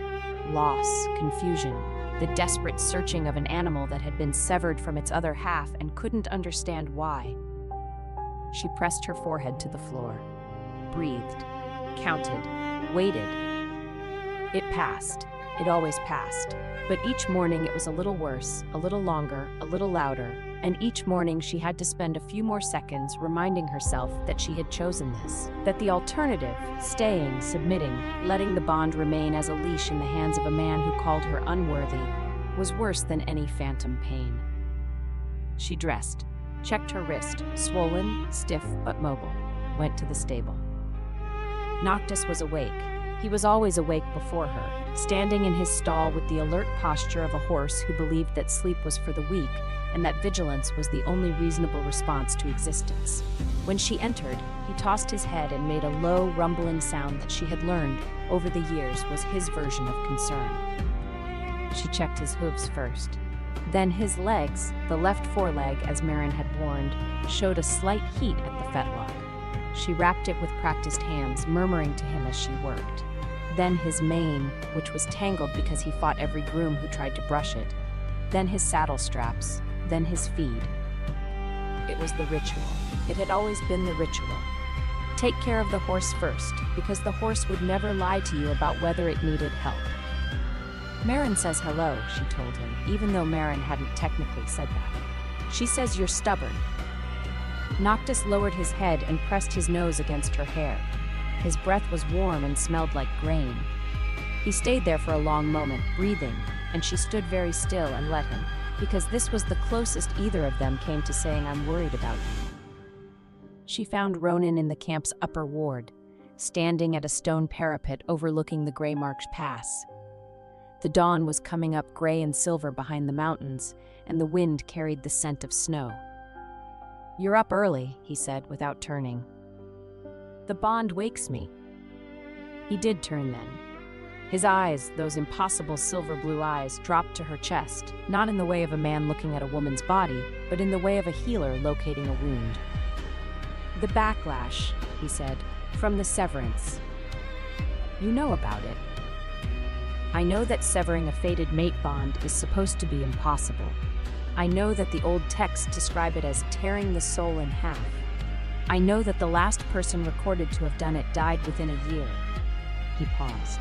I also know that the old texts were written by the Council of Elders, and the Council has a documented habit of exaggerating threats to discourage people from making choices the Council doesn't approve of. She leaned against the parapet. The stone was ice cold through her shirt. You sound like you've studied this. I've studied everything the Council has tried to hide. It's a hobby. His mouth quirked. A dangerous hobby, which is the best kind. She was quiet for a moment. Below the parapet, the camp was stirring. Smoke from the kitchens, voices, the sound of horses being led to water. Normal sounds, life sounds. She had spent so long in the polished silence of the Arventhor court that she had forgotten what a real, living settlement sounded like. I need to keep moving, she said. If I stay, I put your people at risk. My people have been at risk since before you were born. The Council considers our existence an insult. He turned to face her fully. Where would you go? She didn't answer because she didn't know. For 10 years, her identity had been defined by her role: Sir Alara Voss, Royal Personal Guard, the Crown Prince's blade, the wolfless knight who fought harder than any shifted wolf. Without that role, without the badge, without the bond, she was just a woman with a sword and a bad-tempered horse. The thought should have been terrifying. Instead, it felt like standing in an open field after years in a stone cell. The space was overwhelming, but it was space. I'll figure it out, she said. I don't doubt it. He looked at her with an expression she couldn't entirely read, something between respect and something warmer. But consider this, you're injured, hunted, and alone. I have walls, a medic, and a stable full of feed. You could stay until you're healed, at minimum. Consider it a strategic alliance. An alliance with an enemy lord. An enemy lord who is currently the only person between here and the royal city who hasn't tried to kill you. He paused. The bar is low. I'm aware. She almost laughed. She didn't.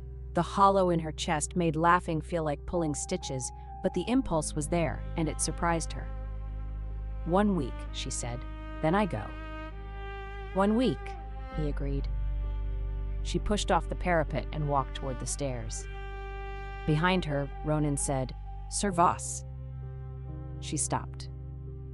In the snowfield, the way you fought, with a broken wrist and no wolf against 8 shifted wolves. His voice was quiet. I've commanded warriors my entire life. I've never seen anything like it. She didn't know what to say to that. She wasn't used to compliments that sounded like they meant something. She went to check Noctis's foreleg again. Chapter 6. The Testing. 3 days passed. Alara trained. She trained because it was the only language she had for processing what had happened to her. Sword forms with her left hand while the right wrist healed. Footwork in the snow. Endurance drills that left her gasping and shaking and momentarily free of the phantom pain. Ronan's soldiers watched her. At first, they watched with the careful hostility of wolves assessing a stranger. By the second day, the hostility had shifted to curiosity. By the third, 2 of them asked to spar. She put them both on the ground in under 40 seconds, left-handed. After that, a young wolf named Brennan, 22, broad-shouldered, freckled, with the eager energy of a puppy who hadn't yet learned to stop chasing his own tail, attached himself to her training sessions like a burr on a saddle blanket.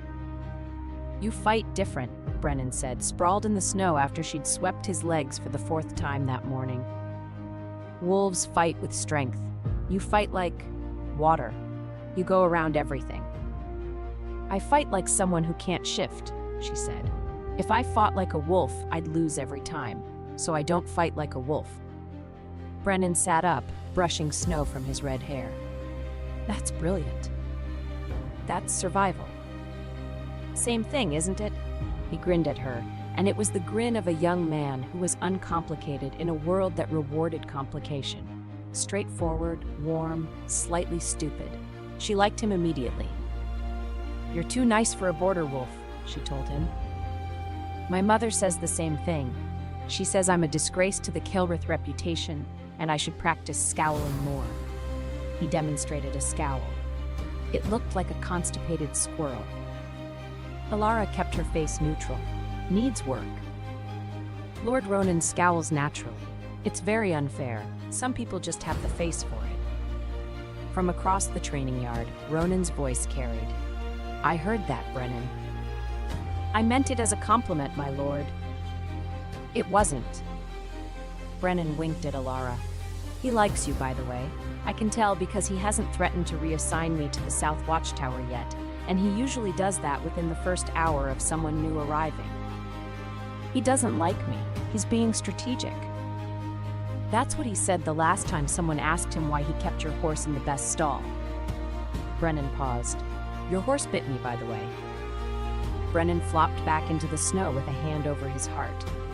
"If I were less afraid of Lord Ronan, I would propose immediately." Across the yard, Ronan did not look up from tightening a saddle strap. An excellent survival instinct, Brennan. Alara looked from one man to the other. "Was that jealousy?" "No," Ronan said. "Border security. He bites everyone." "He didn't bite Lord Ronan." That was true, and it bothered her. Noctis had, after the initial cloak incident, developed a grudging tolerance for Ronan that he extended to no one else in the camp. He still snorted when Ronan passed his stall. He still tossed his head, but he didn't bite. He didn't kick. Once, she had caught him accepting a carrot from Ronan's hand with an air of tremendous condescension, as if the carrot were barely adequate, but he was willing to overlook its deficiencies.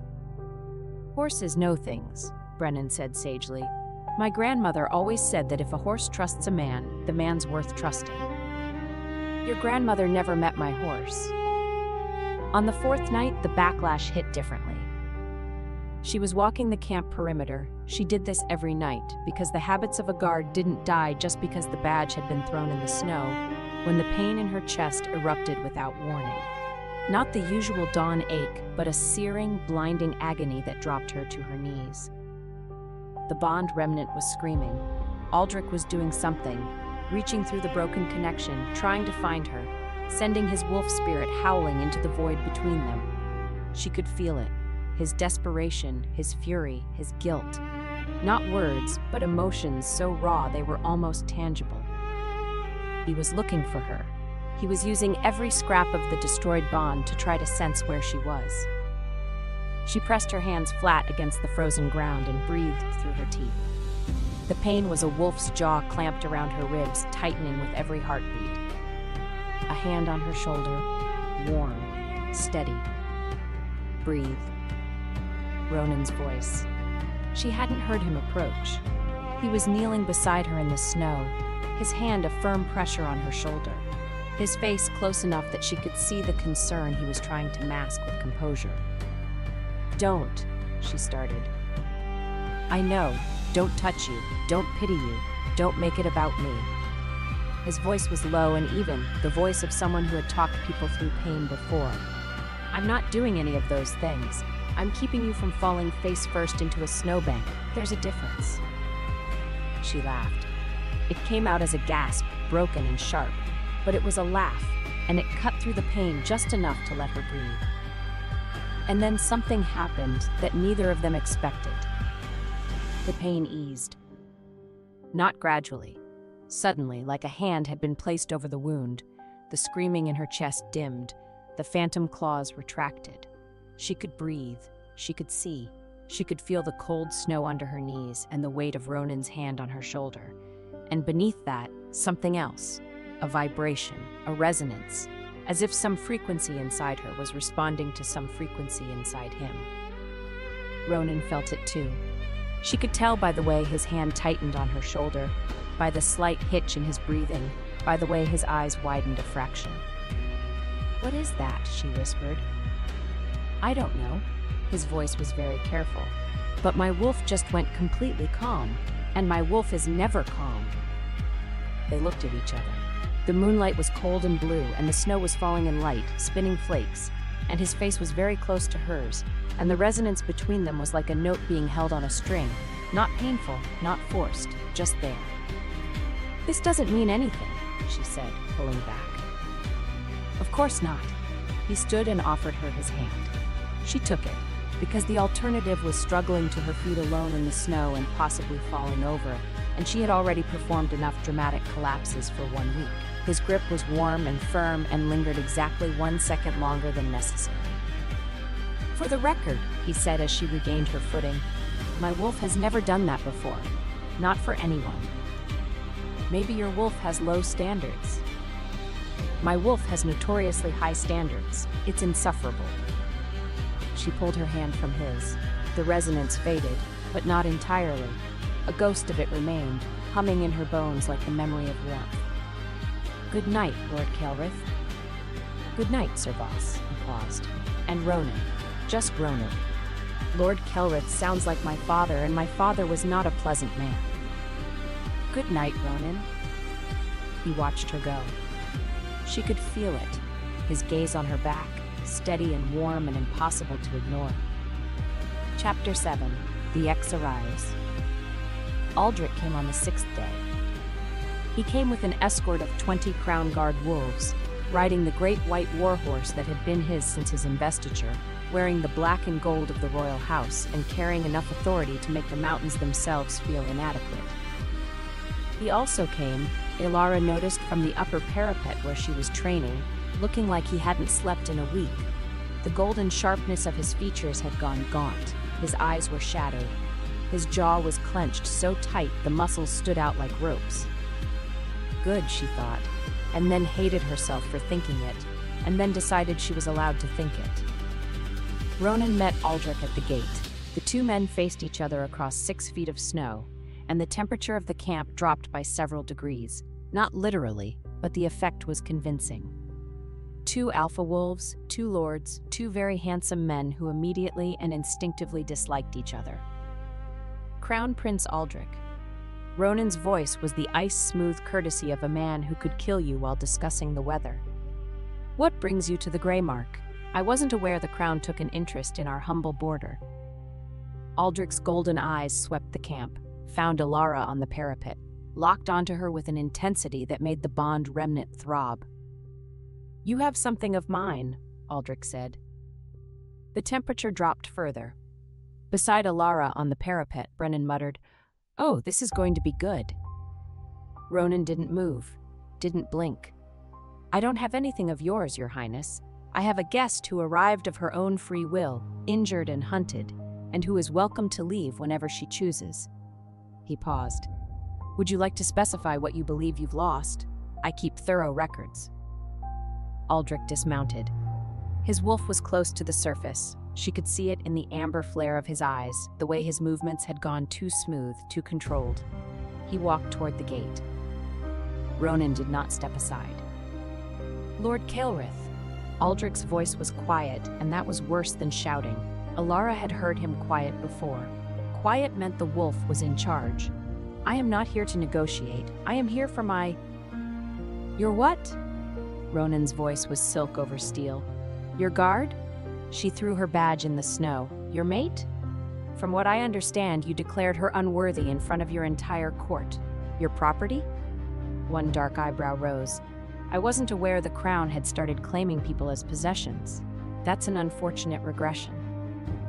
Behind Ronan, 2 Kelrith soldiers shifted their weight. Not aggressively, just a reminder that the Lord of the Grey March had backup. Aldrich's jaw worked. "I need to speak with her, alone. Then ask her." Both men looked up at the parapet. Ilara looked down at them. 2 alpha wolves bristling at each other in the snow like overgrown tomcats arguing over territory, and felt the absurd impulse to dump a bucket of water on both of them. Instead, she descended the stairs, walked through the courtyard, and stopped 10 feet from Aldrich. He looked at her. The bond remnant surged, not his emotions anymore because the bond was broken, but the echo of them, the phantom memory of how he used to look at her when they were alone. As if she were the only real thing in a world made of politics and duty. "Ilara." His voice cracked on her name. Your Highness.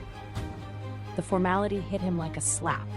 She saw it, the flinch, the way his hands curled at his sides. Don't call me that. Why not? It's your title. You made very clear what titles I'm allowed to use and which ones I'm not. Silence. Behind Aldrich, his soldiers shifted uncomfortably. Behind Alara, Ronan stood perfectly still, watching with the expression of a man who was cataloging everything for future reference.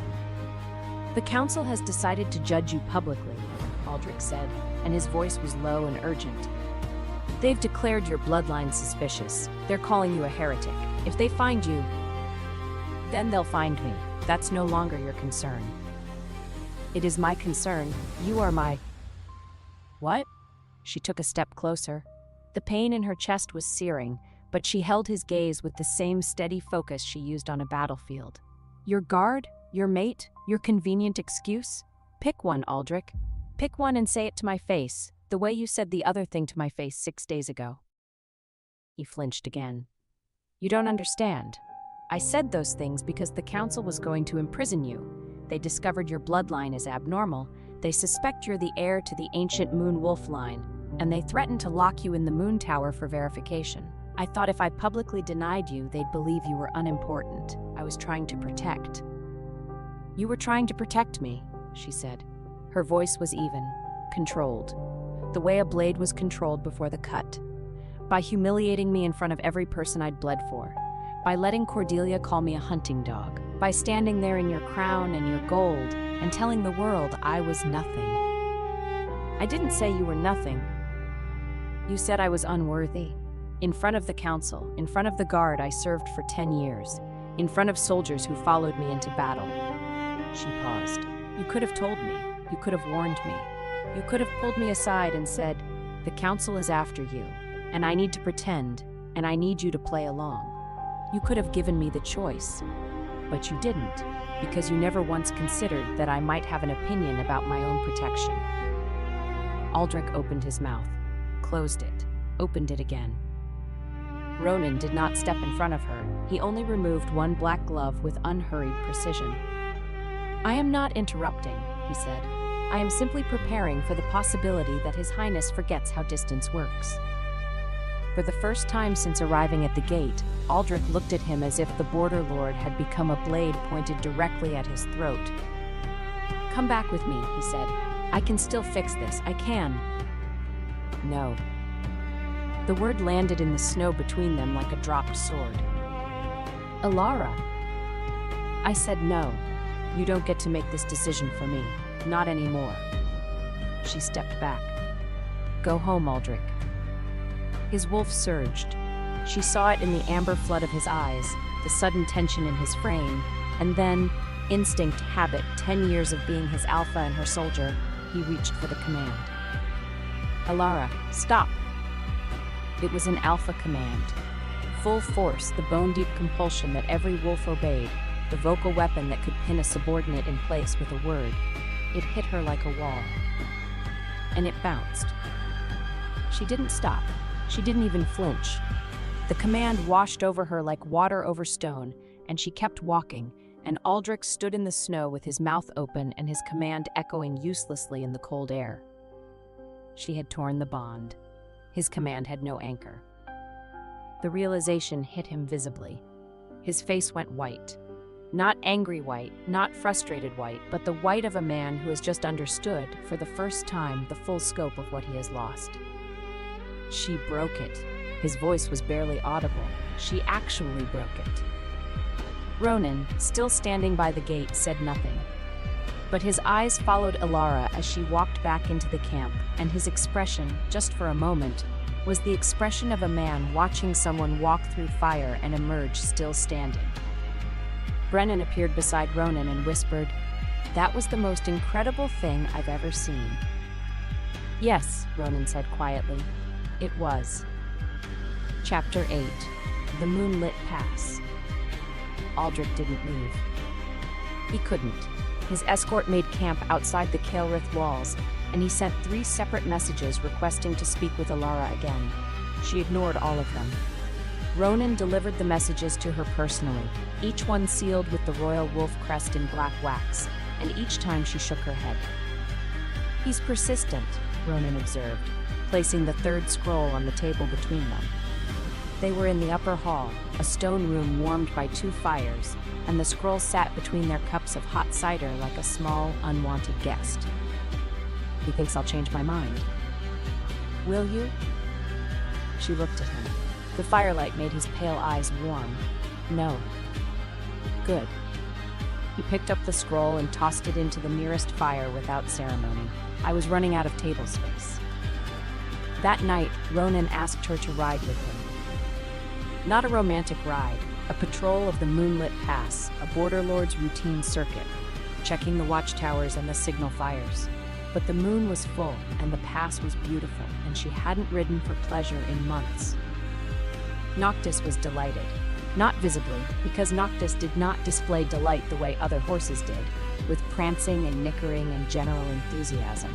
Noctis displayed delight by being marginally less aggressive than usual, which in his case meant he only snapped at 2 people instead of his customary 5 during saddling. They rode out through the north gate. The pass was silver under the moonlight, the snow untouched, the mountains rising on either side like the walls of a cathedral. Ronan's pale gray horse moved beside Noctis with the diplomatic caution of an animal who had learned that the black horse's personal space was not to be violated. They rode in silence for a while. It was a comfortable silence, not the loaded quiet of 2 people avoiding a subject, but the easy quiet of 2 people who didn't need to fill the air.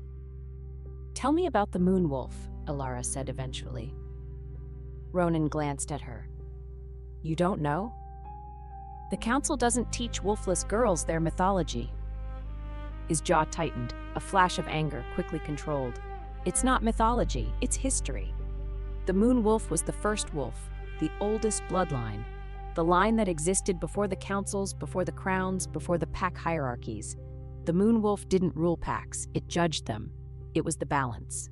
When a king became a tyrant, the moon wolf could strip his power.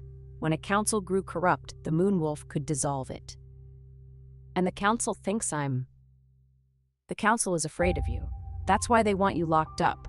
Not because your bloodline is suspicious, but because if you're what they think you are, you have the authority to tear down everything they've built." He paused. "The moon wolf doesn't shift, Alara. Not the way other wolves do. The ancient texts, the ones the council tried to destroy, the ones my grandfather preserved, they say the moon wolf's power doesn't manifest as a form. It manifests as a judgment, a presence. Every wolf in range must submit, must kneel." The wind picked up.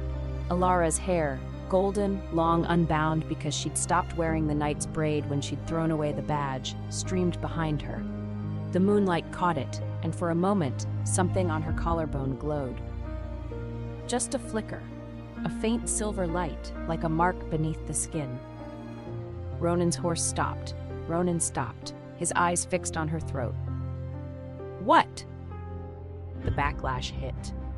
Not the usual dawn pain. This was the broken bond reacting to the full moon, to Aldrich's presence at the edge of the pass, to some deep tide in her blood that she didn't understand. The phantom claws tore at her chest. She doubled over in the saddle. Noctis sidestepped, alarmed. Ronan reached. His hand caught her arm. The contact detonated. She felt it like a thunderclap. Energy, raw, silver, enormous, erupted from the point where his skin touched hers and radiated outward. The mark on her collarbone blazed to life. A crescent, a wolf, a moon, etched in silver light beneath her skin. The air around them vibrated. The snow lifted from the ground in a fine mist. The mountains seemed to hold their breath. Ronan's wolf surfaced. She could see it in his eyes, the irises going full silver, the pupils contracting to points, and then his knees buckled, not from weakness, from compulsion. His wolf was bowing, kneeling, submitting to the thing inside her that was older than any alpha. He went down on one knee in the snow, his hand still gripping her arm, his head bowed. The resonance between them was a living thing now, enormous, warm, undeniable. The light faded, the pain receded, the mark dimmed. Silence. The horses stood perfectly still. Even Noctis was quiet, which might have been the most supernatural event of the entire evening. Ronan looked up at her from one knee in the snow. His pale eyes were wide, his dark hair windswept, his face lit by the last traces of silver light. He was breathing hard. "Well," he said, "that was unexpected." She stared at him. "You're not angry." "Why would I be angry?" Your wolf, it forced you to." "My wolf did what my wolf wanted to do." He stood, brushing snow from his knee with a composed precision that was entirely undermined by the slight color in his cheeks. "If this is my fate, at least it has excellent taste." She looked at him, the moonlight in his hair, the half-smile on his mouth, the way he stood there in the snow as if having his wolf forcibly submit to her was merely an interesting development rather than a catastrophic insult to his alpha dignity. Something cracked inside her chest. Not the bond, that was gone. Something else. Something that had been frozen solid since the parade square, since the words unworthy and hunting dog and a woman without a wolf. "You should be afraid of me," she said. "I'm not. Every alpha should be afraid of this." "I'm not every alpha." He stepped closer. Not aggressively, carefully, the way you'd approach something precious and skittish. "And I don't think you want people to be afraid of you. I think you want someone who sees what you are and doesn't run." The wind blew between them. Her golden hair caught the moonlight. His frost-pale eyes held hers. "We should go back," she said. "Probably." Neither of them moved. Noctis broke the moment by shoving his head between them and snorting directly into Ronan's face. "Your horse," Ronan said, wiping horse breath off his cheek, "has impeccable timing." "He thinks so." They rode back in silence, but it was a different silence now, charged, alive, full of everything they hadn't said. Chapter 9. The Revel Arrives. Cordelia Ashworth arrived 3 days after Aldrich, and she came with an army. Not a real army, a ceremonial one. 12 council guards in silver armor, bearing the official seal of the Elder Council, and a formal decree written on white vellum and stamped with so much wax it could have served as a doorstop. She rode a white palfrey with a braided mane and a jeweled bridle, and she wore a traveling cloak of deep blue velvet trimmed in ermine, and she looked like a painting of a noblewoman designed to make other women feel inadequate. She also looked, Ilara noticed from the parapet, like she hadn't wanted to come. It was in the way Cordelia held her reins, too tight, the knuckles white, and in the set of her mouth, which was not the satisfied smirk of a rival come to gloat, but the compressed line of a woman performing a duty she despised. Ronan met the party at the gate. Aldrich, who had been camped outside the walls for 3 days in increasingly desperate sulking, emerged from his tent to join the proceedings with the energy of a man who had been waiting for something to happen and had gotten the wrong thing. "Lady Cordelia." Ronan's voice carried the particular warmth he reserved for people he intended to make deeply uncomfortable. "What a pleasure. I wasn't expecting visitors from the royal court. Twice in 1 week, I'm beginning to feel popular." Cordelia dismounted with the practiced grace of a woman trained from birth to be decorative. "Lord Caelrith, I come on behalf of the Council of Elders with a formal decree for the person known as Sir Alara Voss." "The person known as?" Ronan repeated. "Not the knight, not the woman. The person known as." His eyebrow rose. The Council's choice of language is, as always, a masterclass in passive hostility. Cordelia's jaw tightened. She unrolled the decree. "By order of the Council of Verification of her bloodline, she is to present herself at the Moon Tower within 14 days. Failure to comply will result in her being declared a heretic and judged accordingly." Silence. "Judged accordingly," Ilara said from the parapet. She descended during the speech and now stood at the bottom of the stairs, her arms crossed, her golden hair catching the winter sun. "What does that mean, specifically? Imprisonment? Execution? Being forced to attend another one of the Council's interminable ceremonies?" Several of the Council guards shifted uncomfortably. One of them, a young man who had served under Ilara during the Eastern Border Campaign, had the decency to look ashamed. Cordelia faced Alara. Up close, the cracks in her composure were more visible. Her makeup was slightly smudged, her eyes were red-rimmed, her perfect hands trembled almost imperceptibly. "It means," Cordelia said, "that you are to come with me, willingly or otherwise." "And if I refuse?" "Then I am authorized to use the council's authority to compel you." Ronan stepped forward. "The council's authority doesn't extend to my territory, Lady Ashworth. The Greymark has been sovereign since before the current council was formed. Any attempt to compel anyone within my walls will be treated as an act of war." Aldrich, who had been standing in the snow with the expression of a man watching a building burn, spoke. "Cordelia, that's enough." "Don't tell me what's enough."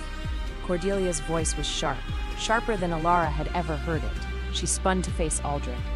"You could have stopped this. You could have told the council the truth, that she's your fated mate, that you rejected her to protect her, that this entire farce was your idea. Instead, you let them send me, your replacement Luna, your consolation prize, to drag her back for judgment." The courtyard went very quiet. Cordelia was shaking, not with anger, with something deeper. Exhaustion, humiliation, years of it compressed into a single moment. "Do you know what my father said when the council named me as a Luna candidate?" She looked at Aldrich and her voice cracked. "He said, 'Finally, you're useful.' 23 years of music lessons and etiquette training and learning to walk in heels and smile at men who disgusted me, and the best I could hope for was to be useful as a replacement for a woman you actually loved." She turned to Alara. Her eyes were bright with tears she was furious about producing. "I envied you.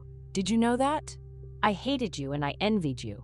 Because you could ride, you could fight, you could leave. I have never once in my life been allowed to leave a room without permission." The wind blew. Snow swirled across the courtyard. The council guards stood in their silver armor and looked deeply uncertain about the trajectory of this mission. Alara looked at Cordelia for a long moment. She remembered the parade square, the hunting dog comment, the delicate hand on Aldrich's arm, the crystal chime laugh. She had hated Cordelia for it. She had hated her with the pure, hot fury of a woman who had just been publicly destroyed. But looking at her now, shaking in her blue velvet with smudged makeup and red eyes and the desperate fury of a woman who had finally said the unsayable, Alara saw something she recognized. A cage, different from Alara's but no less real. "You don't have to do this," Alara said. Her voice was quiet, not soft, she didn't do soft, but quiet, in the way of someone stating a fact. "You don't have to bring me back. You can tell the council I refused. You can tell them whatever you want. They'll punish me. They'll punish you anyway. They always punish the messenger." Alara paused. "Unless the messenger stops being a messenger." Cordelia stared at her. Something shifted in her face. Not a dramatic transformation, not a single epiphanic moment, but a slow realignment, like tectonic plates finally settling into a new position. She looked down at the council badge pinned to her cloak. A silver wolf rampant over crossed scepters, the council's mark of authorized representative. She touched it. Then she unpinned it and dropped it in the snow. "My lady," one of the council guards stepped forward. "You can't, the council's authority." "The council can retrieve its own prisoners," Cordelia said. Her voice was still shaking, but it was steady underneath, like a building that trembles but does not fall. "I'm done carrying their leashes."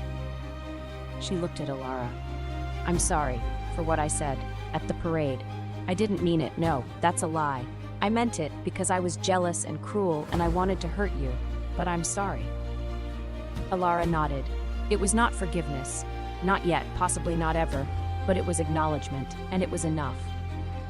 "The council guards can escort Lady Ashworth safely back to the royal city," Ronan said, stepping smoothly into the silence with the diplomatic ease of a man who knew exactly when to take control of a situation.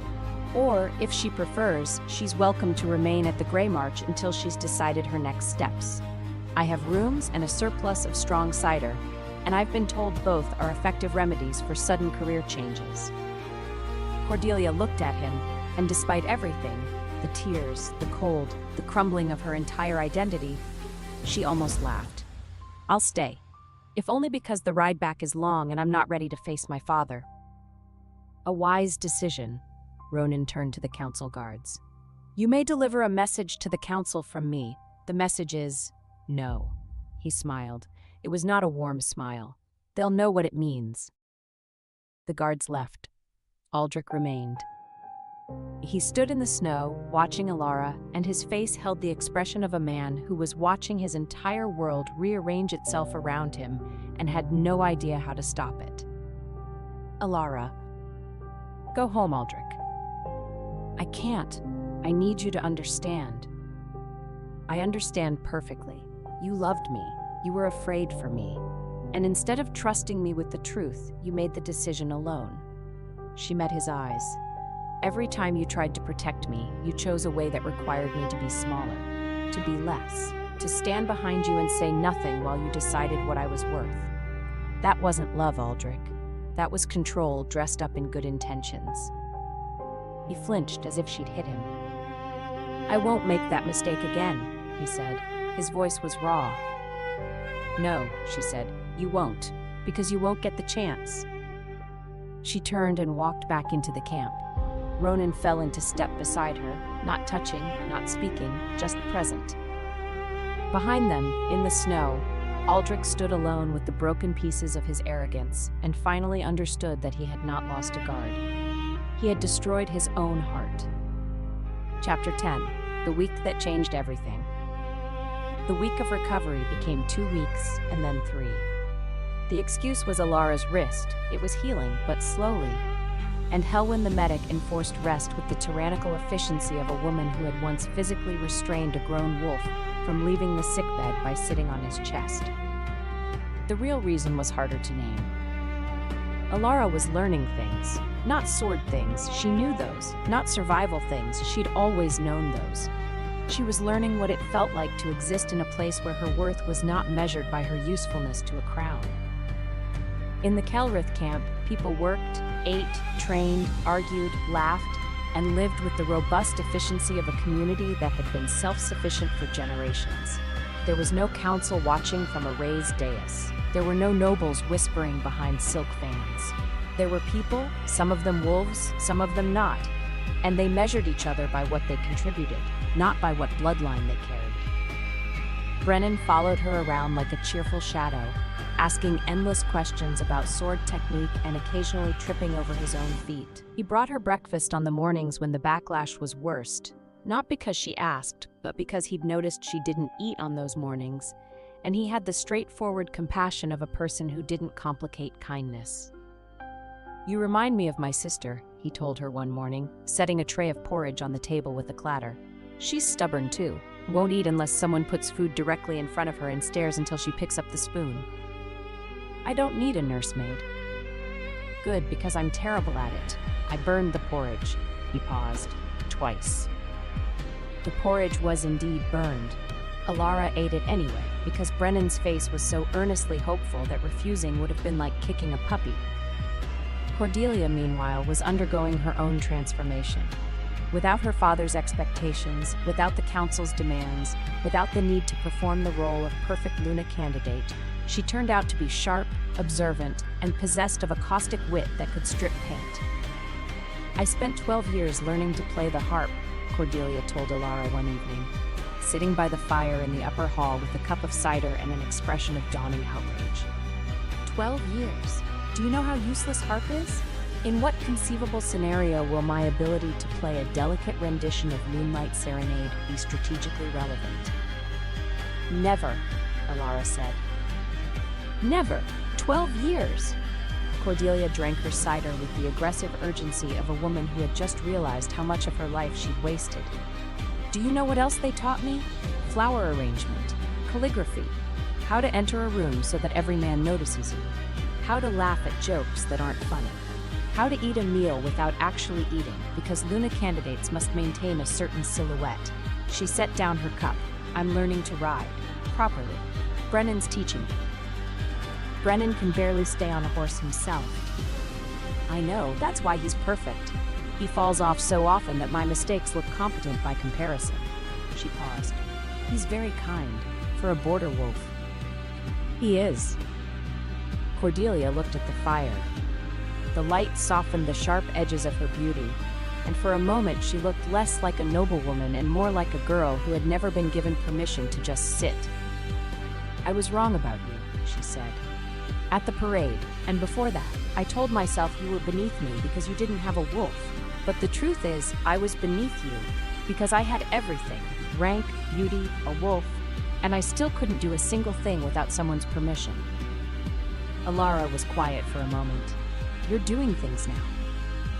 I'm sitting by a fire drinking cider in an enemy camp because I threw a council badge into the snow on impulse. Cordelia laughed, a real laugh, sharp and bright and nothing like crystal chimes. My father would have a stroke. That's a bonus. Cordelia laughed again, harder, and this time Alara's mouth twitched too, and for just a moment, the two women who had been positioned as rivals by a system that benefited from their hatred sat in firelight and were simply human. Chapter 11. Closer. The resonance between Alara and Ronan grew stronger. She felt it like a low hum beneath her skin, not the gold thread compulsion of a fated bond, not the chain-link weight of a forced pairing, but something else entirely. Something that breathed, something that gave space. When she was near Ronan, the broken bond pain in her chest eased. When she walked away, it returned. Not because he was binding her, she tested this carefully, suspicious of anything that felt like a leash, but because his presence seemed to soothe whatever ancient thing was stirring in her blood. She resented it at first. She had just freed herself from one bond. She had no interest in another.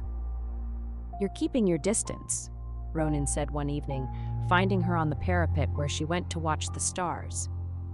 He stood 3 feet away, always 3 feet, always leaving space, always treating her autonomy like the precious thing it was. I'm being careful. With what? With whatever this is. She gestured between them. The resonance, the pain easing, your wolf going calm. I don't want another chain. He was quiet for a moment. The stars were sharp and cold above them, and the wind carried the scent of pine. What if it's not a chain? Everything that binds you to another person is a chain. A bridge binds 2 sides of a river. That's not a chain, it's a choice. He paused. The old bond, the fated bond with your prince, was assigned, built into your blood without your consent. This, he touched the air between them, not touching her, just indicating the space. This feels different, not because it's fated, because it's chosen. She looked at him. The moonlight turned his dark hair silver at the edges and lit his frost-pale eyes until they looked like pieces of the sky. You're very articulate for a border lord. I read a lot. There's not much else to do in the Grey Marks during winter besides read and argue with horses. Your horse argues with you? My horse is passive-aggressive. He gives me disapproving looks when I stay up too late. He has a specific sigh for when he thinks my decisions are suboptimal. He paused. He's been sighing less since you arrived, which I choose to interpret as approval. She turned to face him. They were closer than 3 feet now. Somehow, in the course of the conversation, the distance had halved. She could see the individual shades of gray and blue in his eyes, the faint scar on his left cheekbone, the way his mouth curved slightly at one corner when he was trying not to smile. The resonance, she said. When we touch, what does it feel like to you? His expression shifted. The composure thinned, and underneath was something raw and real and carefully guarded. It feels like silence, he said. My wolf has never been silent. It's always pushing, always hunting, always restless. But when you're near, he stopped himself, looked away, looked back. It feels like home. And I've been trying very hard not to say that, because it's the kind of thing that makes a woman who just escaped one bond run for the mountains. I'm not running. I noticed. His voice was very quiet. I noticed everything about you. It's becoming a problem. The wind blew. Her hair streamed sideways, golden in the moonlight, and a strand caught against his shoulder. He didn't brush it away. She didn't pull it back. You notice everything, she repeated. The way you check your horse before yourself, every single time. The way you train left-handed with the focus of someone building a house one brick at a time. The way you pretend you're fine on the mornings when the backlash is worst, but your left hand shakes when you hold your cup. He paused. The way you looked at me in the moonlit pass when I knelt, and you expected anger, and you got excellent taste, she finished. I stand by that. He was close. Too close. She could feel the warmth of him. Not body heat, but the resonance, that deep hum that eased the pain and made the broken place in her chest feel less like a wound and more like a door opening. She placed her hand on his chest, not pushing, not pulling, just touching. His heartbeat was fast beneath her palm, faster than his composure suggested, and his breath caught, and his eyes darkened, and she felt the resonance surge between them like a tide. I don't trust this, she said. I know.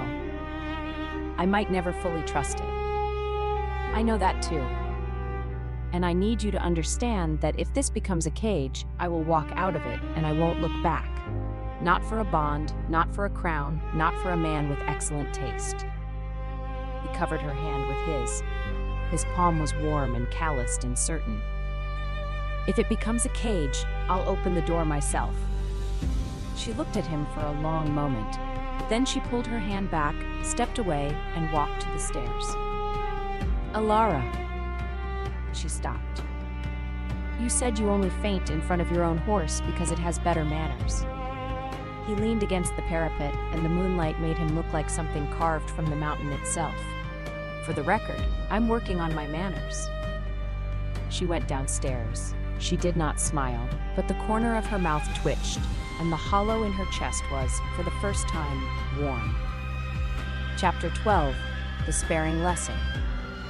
Ronan asked to spar with her. Not to prove anything, he was clear about that.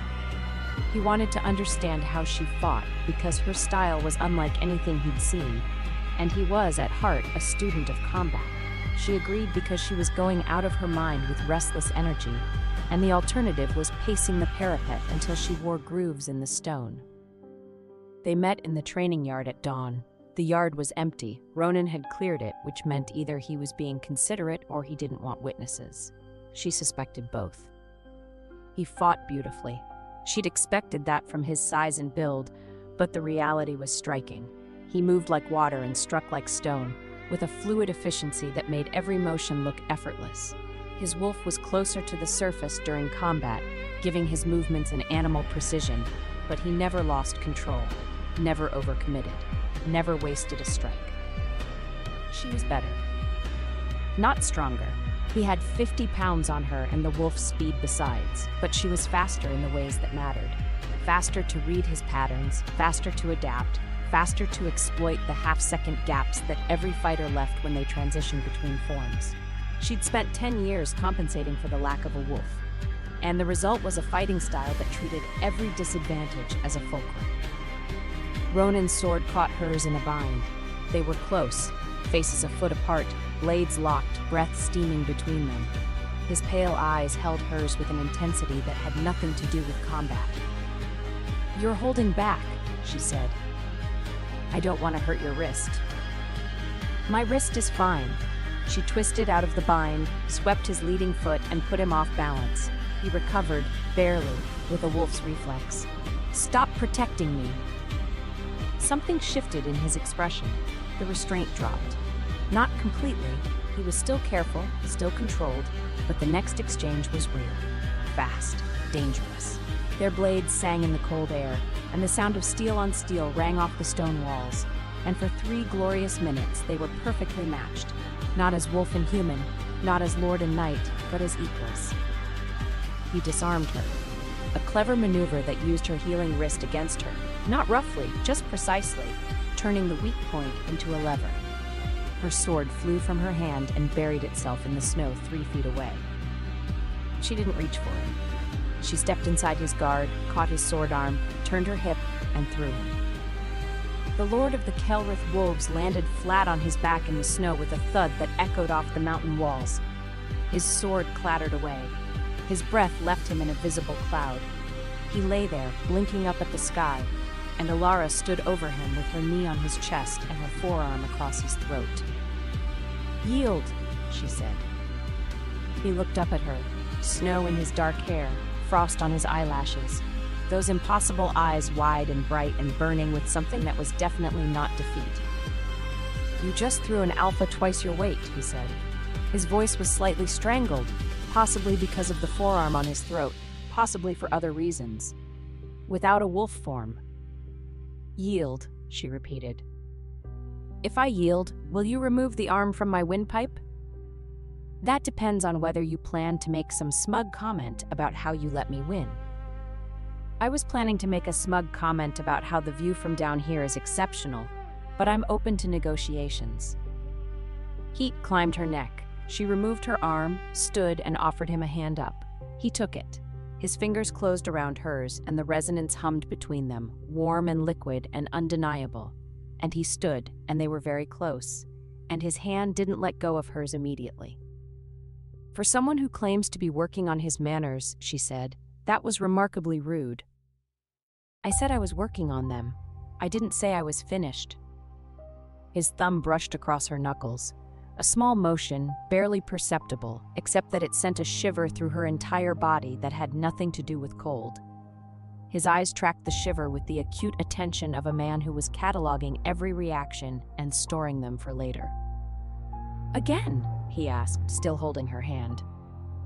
"Are you asking for another round, or are you asking to hold my hand longer?" "I was asking about the sparring." He paused, the corner of his mouth lifted. "But I wouldn't say no to the other." She pulled her hand free. "Again. And this time, don't let me win."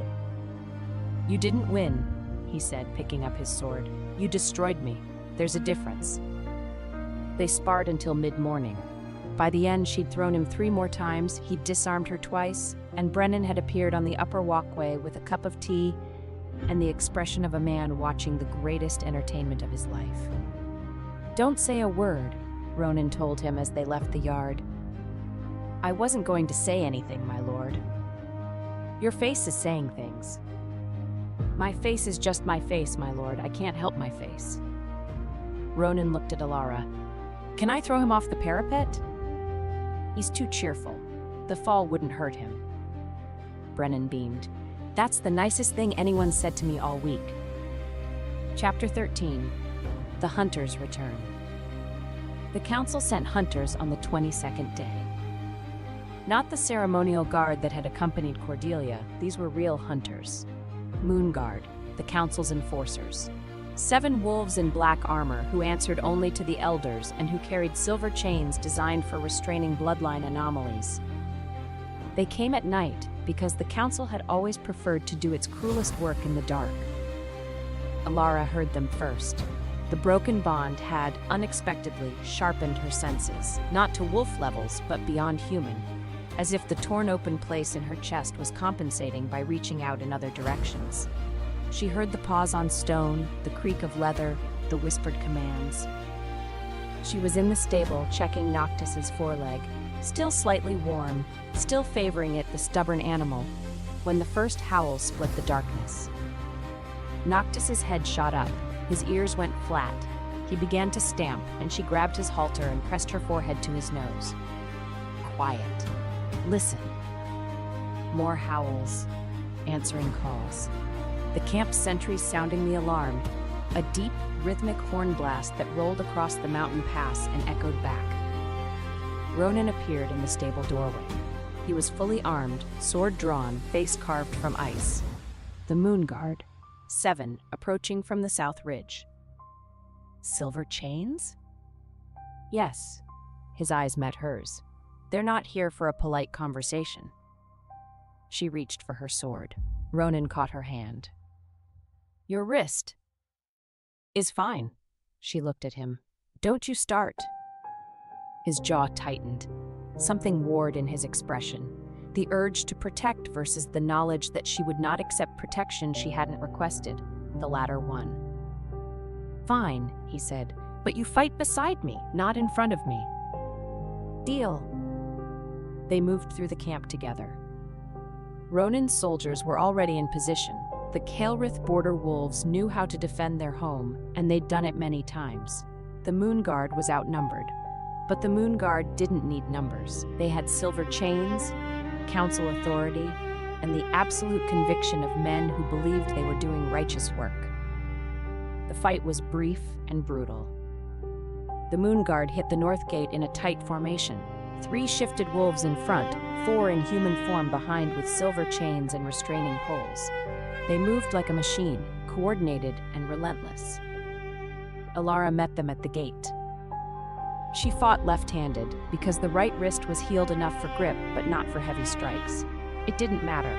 She fought the way she always fought, faster, smarter, more precise than any wolf expected.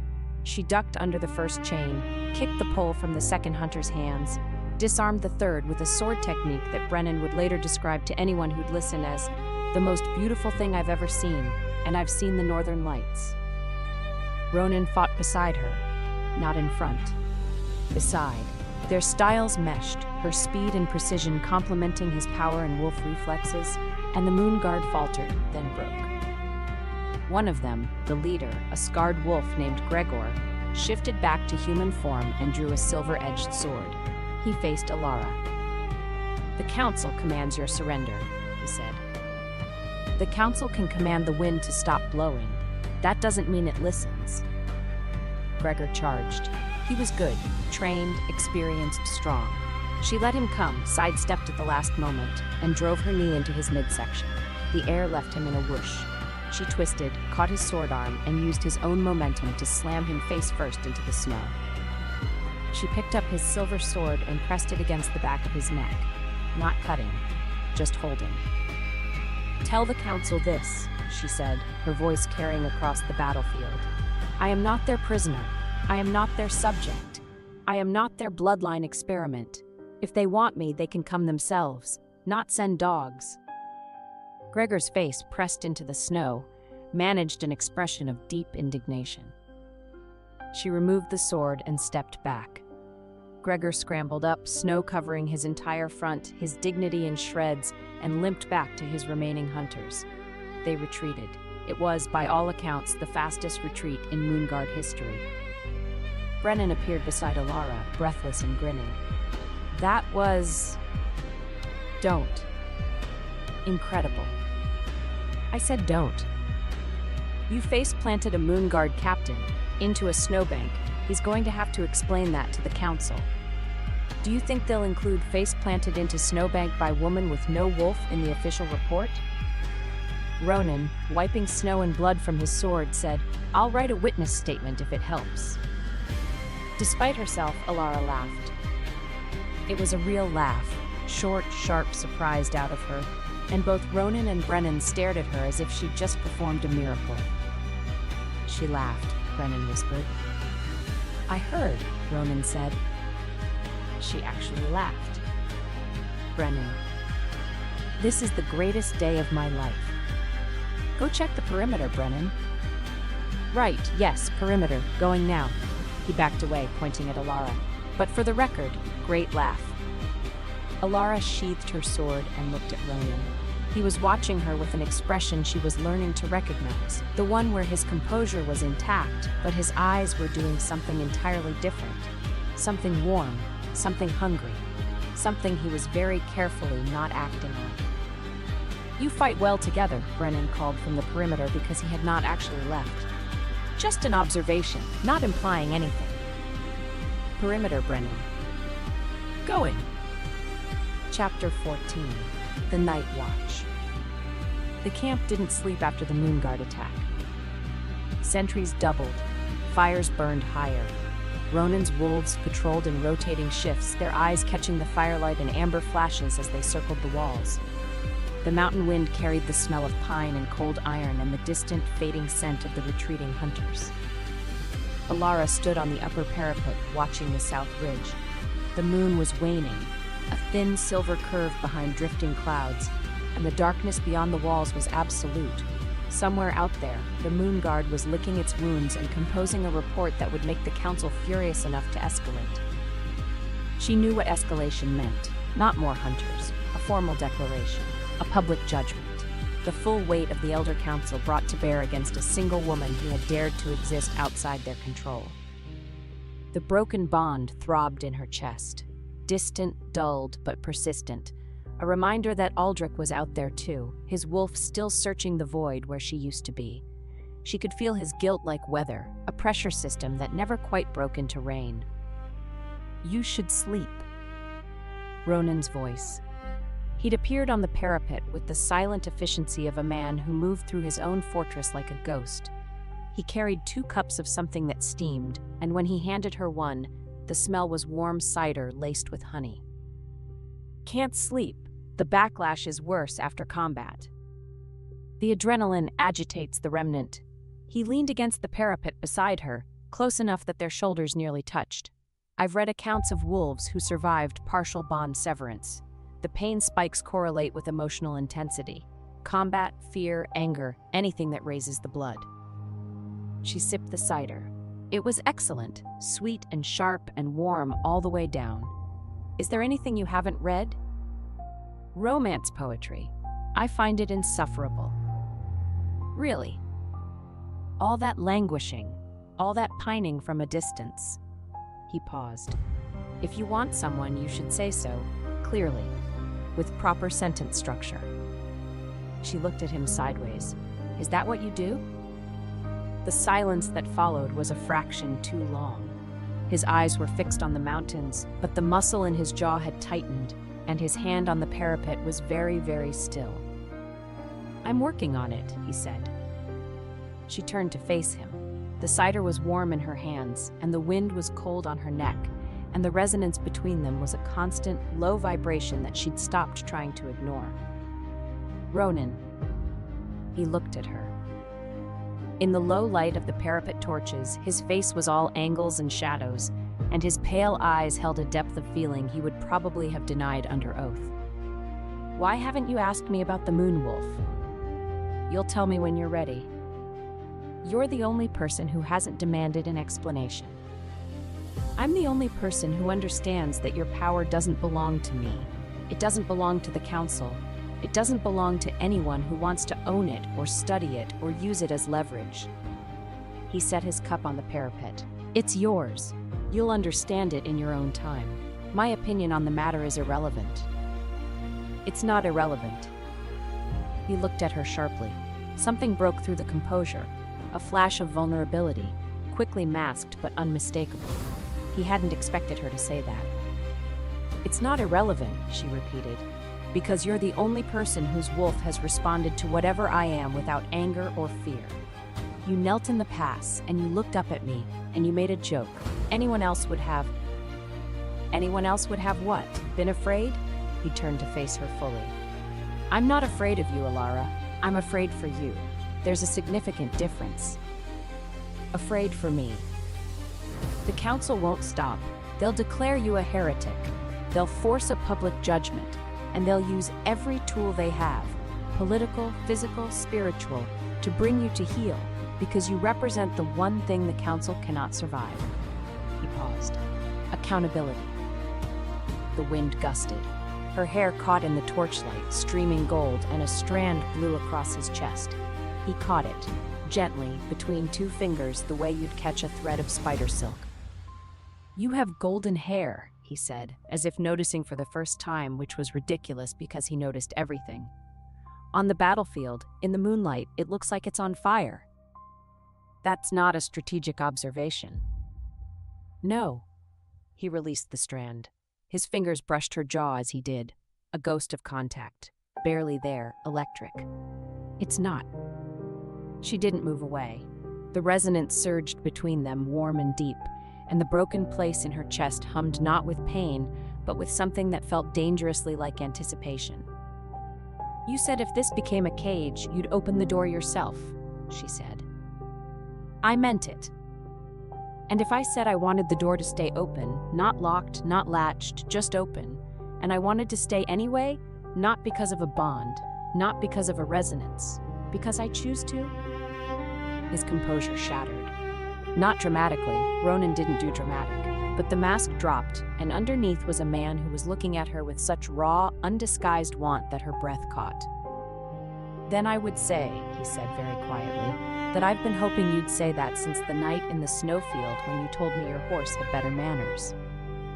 She stepped closer. He didn't step back. They were inches apart, and the cold air between them was the only barrier left, and his hand rose and settled on her waist, not pulling, not claiming, just resting there, warm through the fabric of her shirt, as if to say, I'm here, and I'm not going anywhere, and I will let you decide what happens next. Just so we're clear, she said, I'm not going to be anyone's Luna. I don't want a Luna, I want a partner. His thumb traced a slow circle against her hip. Someone who'll throw me into snowbanks when I deserve it. That's a very specific requirement. I'm a very specific man. She placed her hand on his chest. His heart was hammering. She could feel it through the wool, rapid and hard, betraying everything his face was trying to hide. She left her hand there. He covered it with his own.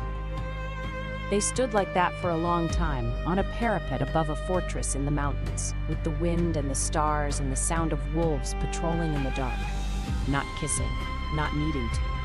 Just existing in the same space, breathing the same air, choosing to be where they were. From the stable below, Noctis let out a single, deafening snort that echoed off every stone wall in the camp. Ronan closed his eyes. Does he have a sixth sense for moments like this? He has a sixth sense for ruining things. It's his primary talent. I thought his primary talent was biting. He's multi-talented. They separated, not because either of them wanted to. She could see that in the reluctance of his hand leaving her waist, in the way his eyes lingered on her mouth for exactly 1 second before he looked away. But because the parapet was not private, and the camp was full of soldiers, and Brennan was somewhere nearby, and Brennan would absolutely tell everyone. Good night, Alara.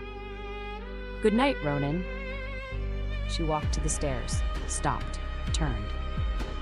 For the record, she said, your manners are improving. He smiled. A real smile. Not the half-smirk, not the sardonic quirk, but a full, genuine smile that transformed his face from dangerously handsome into something so beautiful it almost hurt to look at. Give me time, he said. I'll ruin that impression soon enough. Chapter 15. The Declaration. The council's declaration arrived by Raven on the 28th day.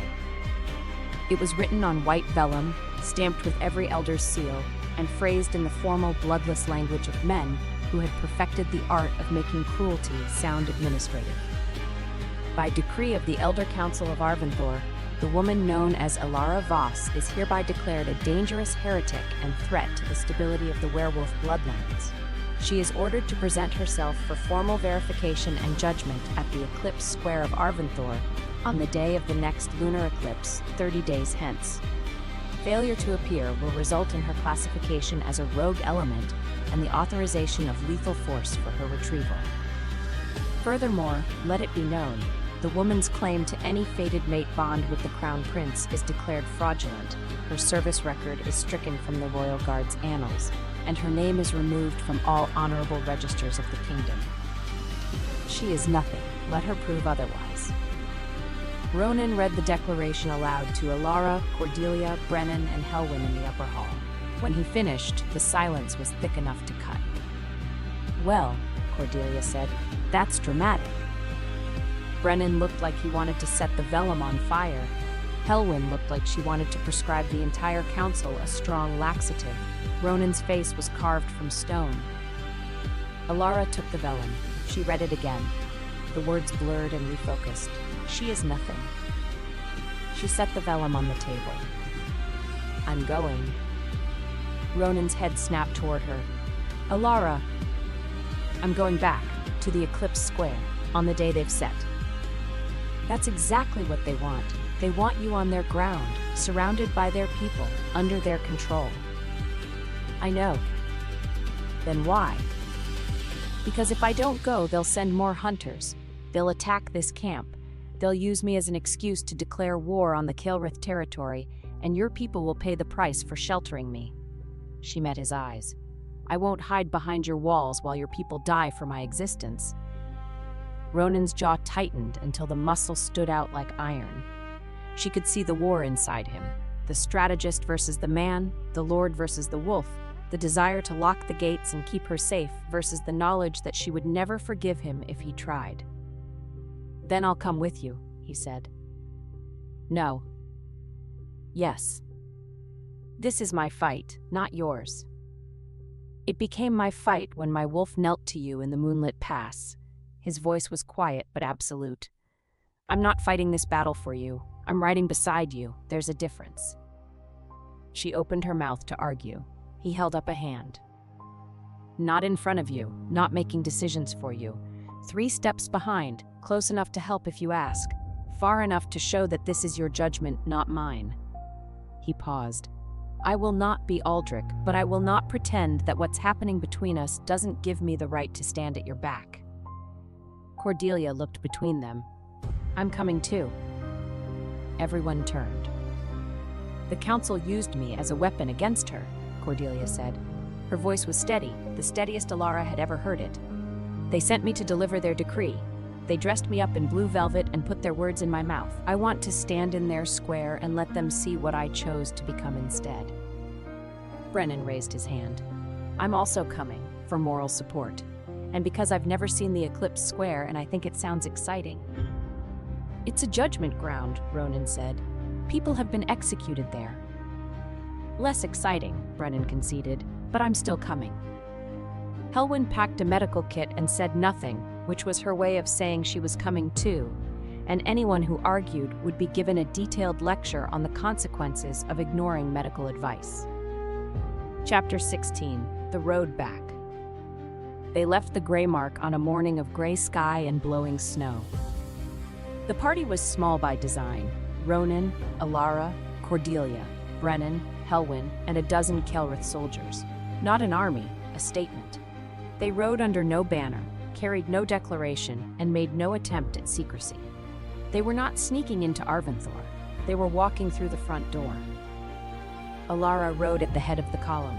Noctis was in high spirits, or at least his version of high spirits, which meant he bit only the air instead of actual people, and maintained a pace that suggested he was condescending to carry her rather than being directed. His foreleg was healed, Marin's poultice and Helwyn's treatment having done their work, and he moved with the powerful, fluid stride of a warhorse who knew exactly how impressive he looked. Ronan rode 3 steps behind her. Exactly 3. She'd told him he didn't need to be so literal about it, and he'd told her he was a man of his word, and she'd told him he was insufferable, and he'd told her he'd been told. Cordelia rode a borrowed Kelrith horse, a sturdy bay mare with none of the temperament of Noctis and all of the patience, which was exactly what a novice rider needed. She sat the horse with the rigid posture of a woman who had learned to ride from a book, but she didn't fall off, and after the first hour, she actually began to relax. "This isn't terrible," Cordelia announced, as if surprised. "Wait until we go uphill," Brennan said cheerfully. "What happens uphill?" "You'll find out." He grinned at her. She glared at him. The glare had significantly less venom than her glares of 3 weeks ago, which Brennan appeared to notice and which made him grin wider. They rode for 2 days through the mountain passes, camping at waypoints and riding through daylight. The backlash pain came every morning, but it was dulled now. Whether by the distance from Aldrich or by the proximity to Ronan, Alara couldn't tell. She suspected both. On the second night, Ronan found her by the campfire, staring into the flames. "You're thinking about what happens if the moon wolf doesn't awaken." She didn't deny it. "The mark has only appeared twice, both times by accident, both times with you." She looked at him. "What if it needs you? What if I can't do this alone?" "You won't be alone." "That's not what I'm asking." He sat beside her. The firelight carved his features into amber and shadow, and his pale eyes were warm in a way that made the cold feel irrelevant. "The moon wolf doesn't need me," he said. "It responded to me because my wolf recognized it. But the power is yours. It's been yours since birth, sealed, suppressed, hidden by whatever mechanism the council didn't want activated. You don't need a trigger. You need to stop being afraid of what you are." "I'm not afraid." "You're terrified, and that's reasonable. You've spent your entire life being told you're less because you don't have a wolf, and now you're discovering that you might be more than any wolf who's ever lived. That's not a comfortable realization. She was quiet for a long time. The fire crackled. Somewhere in the dark, Noctis was harassing a bush. "What if the council is right?" she said. "What if this power is dangerous? What if I am a heretic?" "The council calls anything dangerous that threatens their control. Heretic is just their word for someone who refuses to obey." He paused. "You've been refusing to obey your entire life. This is just the first time they've noticed." She looked at the fire. The flames reflected in her eyes, gold and orange and hot, and the mark on her collarbone, invisible in the firelight, hummed beneath her skin like a second heartbeat. "Thank you," she said, "for not making this about you. It's not about me. Most men would make it about them. Most men are idiots." He caught her eye and held it. "I'm only occasionally an idiot, and never about things that matter." The fire popped. Sparks rose into the black sky. Alara leaned sideways, not dramatically, not consciously, just a slight shift in weight until her shoulder rested against his. He went very still. Then, slowly, he leaned back, matching her pressure, and they sat like that, shoulder to shoulder, watching the fire, saying nothing. From the darkness, Brennan's whisper, "Are they?" Helwyn's whisper, sharper, "Go to sleep, Brennan." "But they're..." Sleep. Chapter 17. The Gates of Arventhor. They saw the royal city at dawn on the third day. Arventhor rose from the plateau like a crown of stone. High walls, gleaming towers, the great drawbridge spanning the Frostclaw Gorge. The banner of the wolf rampant flew from every tower, black and gold against the gray sky, and even from a distance, Alara could see the movement on the walls. Soldiers, sentries, the rigid choreography of a city preparing for judgment. She stopped on the ridge. Noctis halted without being told, his ears pricked forward, his massive body tense with the alertness of an animal who recognized home and wasn't sure he liked it. Behind her, Ronan drew his horse alongside. Not ahead, alongside. "There's still time to change the plan," he said. "There's no plan. I'm riding in, standing in their square, and letting them try to force me to my knees." "That is a plan. It's just a terrible one." "Do you have a better one?" "Several. All of them involve significantly fewer scenarios in which you might die." "I'm not going to die." "You don't know that." "I know I'm not going to kneel." He looked at her. His jaw was set, his eyes were fierce, and beneath the composure she could see the effort it was costing him to stay 3 steps behind, instead of riding ahead and solving this with steel. "I hate this," he said, "for the record." "Noted. If they touch you, then I'll handle it. If they chain you, then I'll break the chains. And if you can't?" She met his gaze. "Then you'll know, because I'll ask for help. And I've never asked anyone for help in my life, so if I'm asking, it means I need it." He held her gaze for a long moment. Then he nodded, a single, curt motion, the nod of a man accepting terms he didn't like but respected. "3 steps behind," he said. 3 steps behind. They rode toward the gate. The drawbridge was lowered, the gates were open, and the Eclipse Square was full. It stretched before the main gate of Arventhor, a vast circular plaza of dark stone, ringed by torches and flanked by the carved wolf statues that had watched the city's judgments for 1,000 years. The square was designed for exactly this: public ceremony, public justice, public spectacle. The seats rose in tiers around the central platform, and every tier was packed. Nobles in their furs and jewels, soldiers in their armor, common folk in their woolens and cloaks crowded into the upper galleries, craning for a view. The council of elders on their raised dais, 7 ancient wolves in silver-trimmed black, their faces set in identical expressions of judicial displeasure. Aldrich, standing at the foot of the dais in the black and gold of the crown, looking like a man attending his own funeral. And above it all, the sky.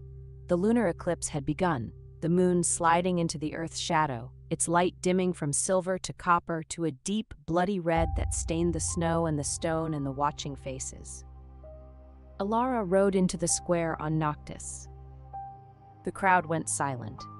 Not the respectful silence of a ceremony, the stunned silence of people who had been told the heretic would come in chains and were confronted instead with a woman on a black warhorse, riding with the unhurried confidence of someone who owned the ground beneath her. She was not in armor. She wore a fitted dark tunic over riding trousers, her sword at her hip, her golden hair unbound and falling past her waist. No badge, no crest, no symbol of allegiance. She rode under no banner, and the absence was louder than any flag. Noctis walked through the square with his head high, his hooves striking the stone in a measured cadence that echoed off the walls like a war drum. He was, in his entire bearing, magnificent, black as midnight, gleaming with health, radiating the particular menace of an animal who was barely tolerating the existence of everyone present. Ronan entered the square behind her. 3 steps. His Kael'rith soldiers followed at a distance, not threatening, not retreating, present. Cordelia rode beside Brennan, her chin raised, her borrowed cloak replacing the blue velvet, her face pale but set. Elder Hargrave stood. The torchlight cast long shadows from his silver robes, and his voice carried the dry, precise cruelty of a man who had been pronouncing judgment for 50 years. Alara Voss, you stand before the Council of Elders to answer for the irregularity of your bloodline, the fraudulent claim of a fated mate bond with the Crown Prince, and the crime of heresy against the ancient laws of the werewolf bloodlines. Alara dismounted.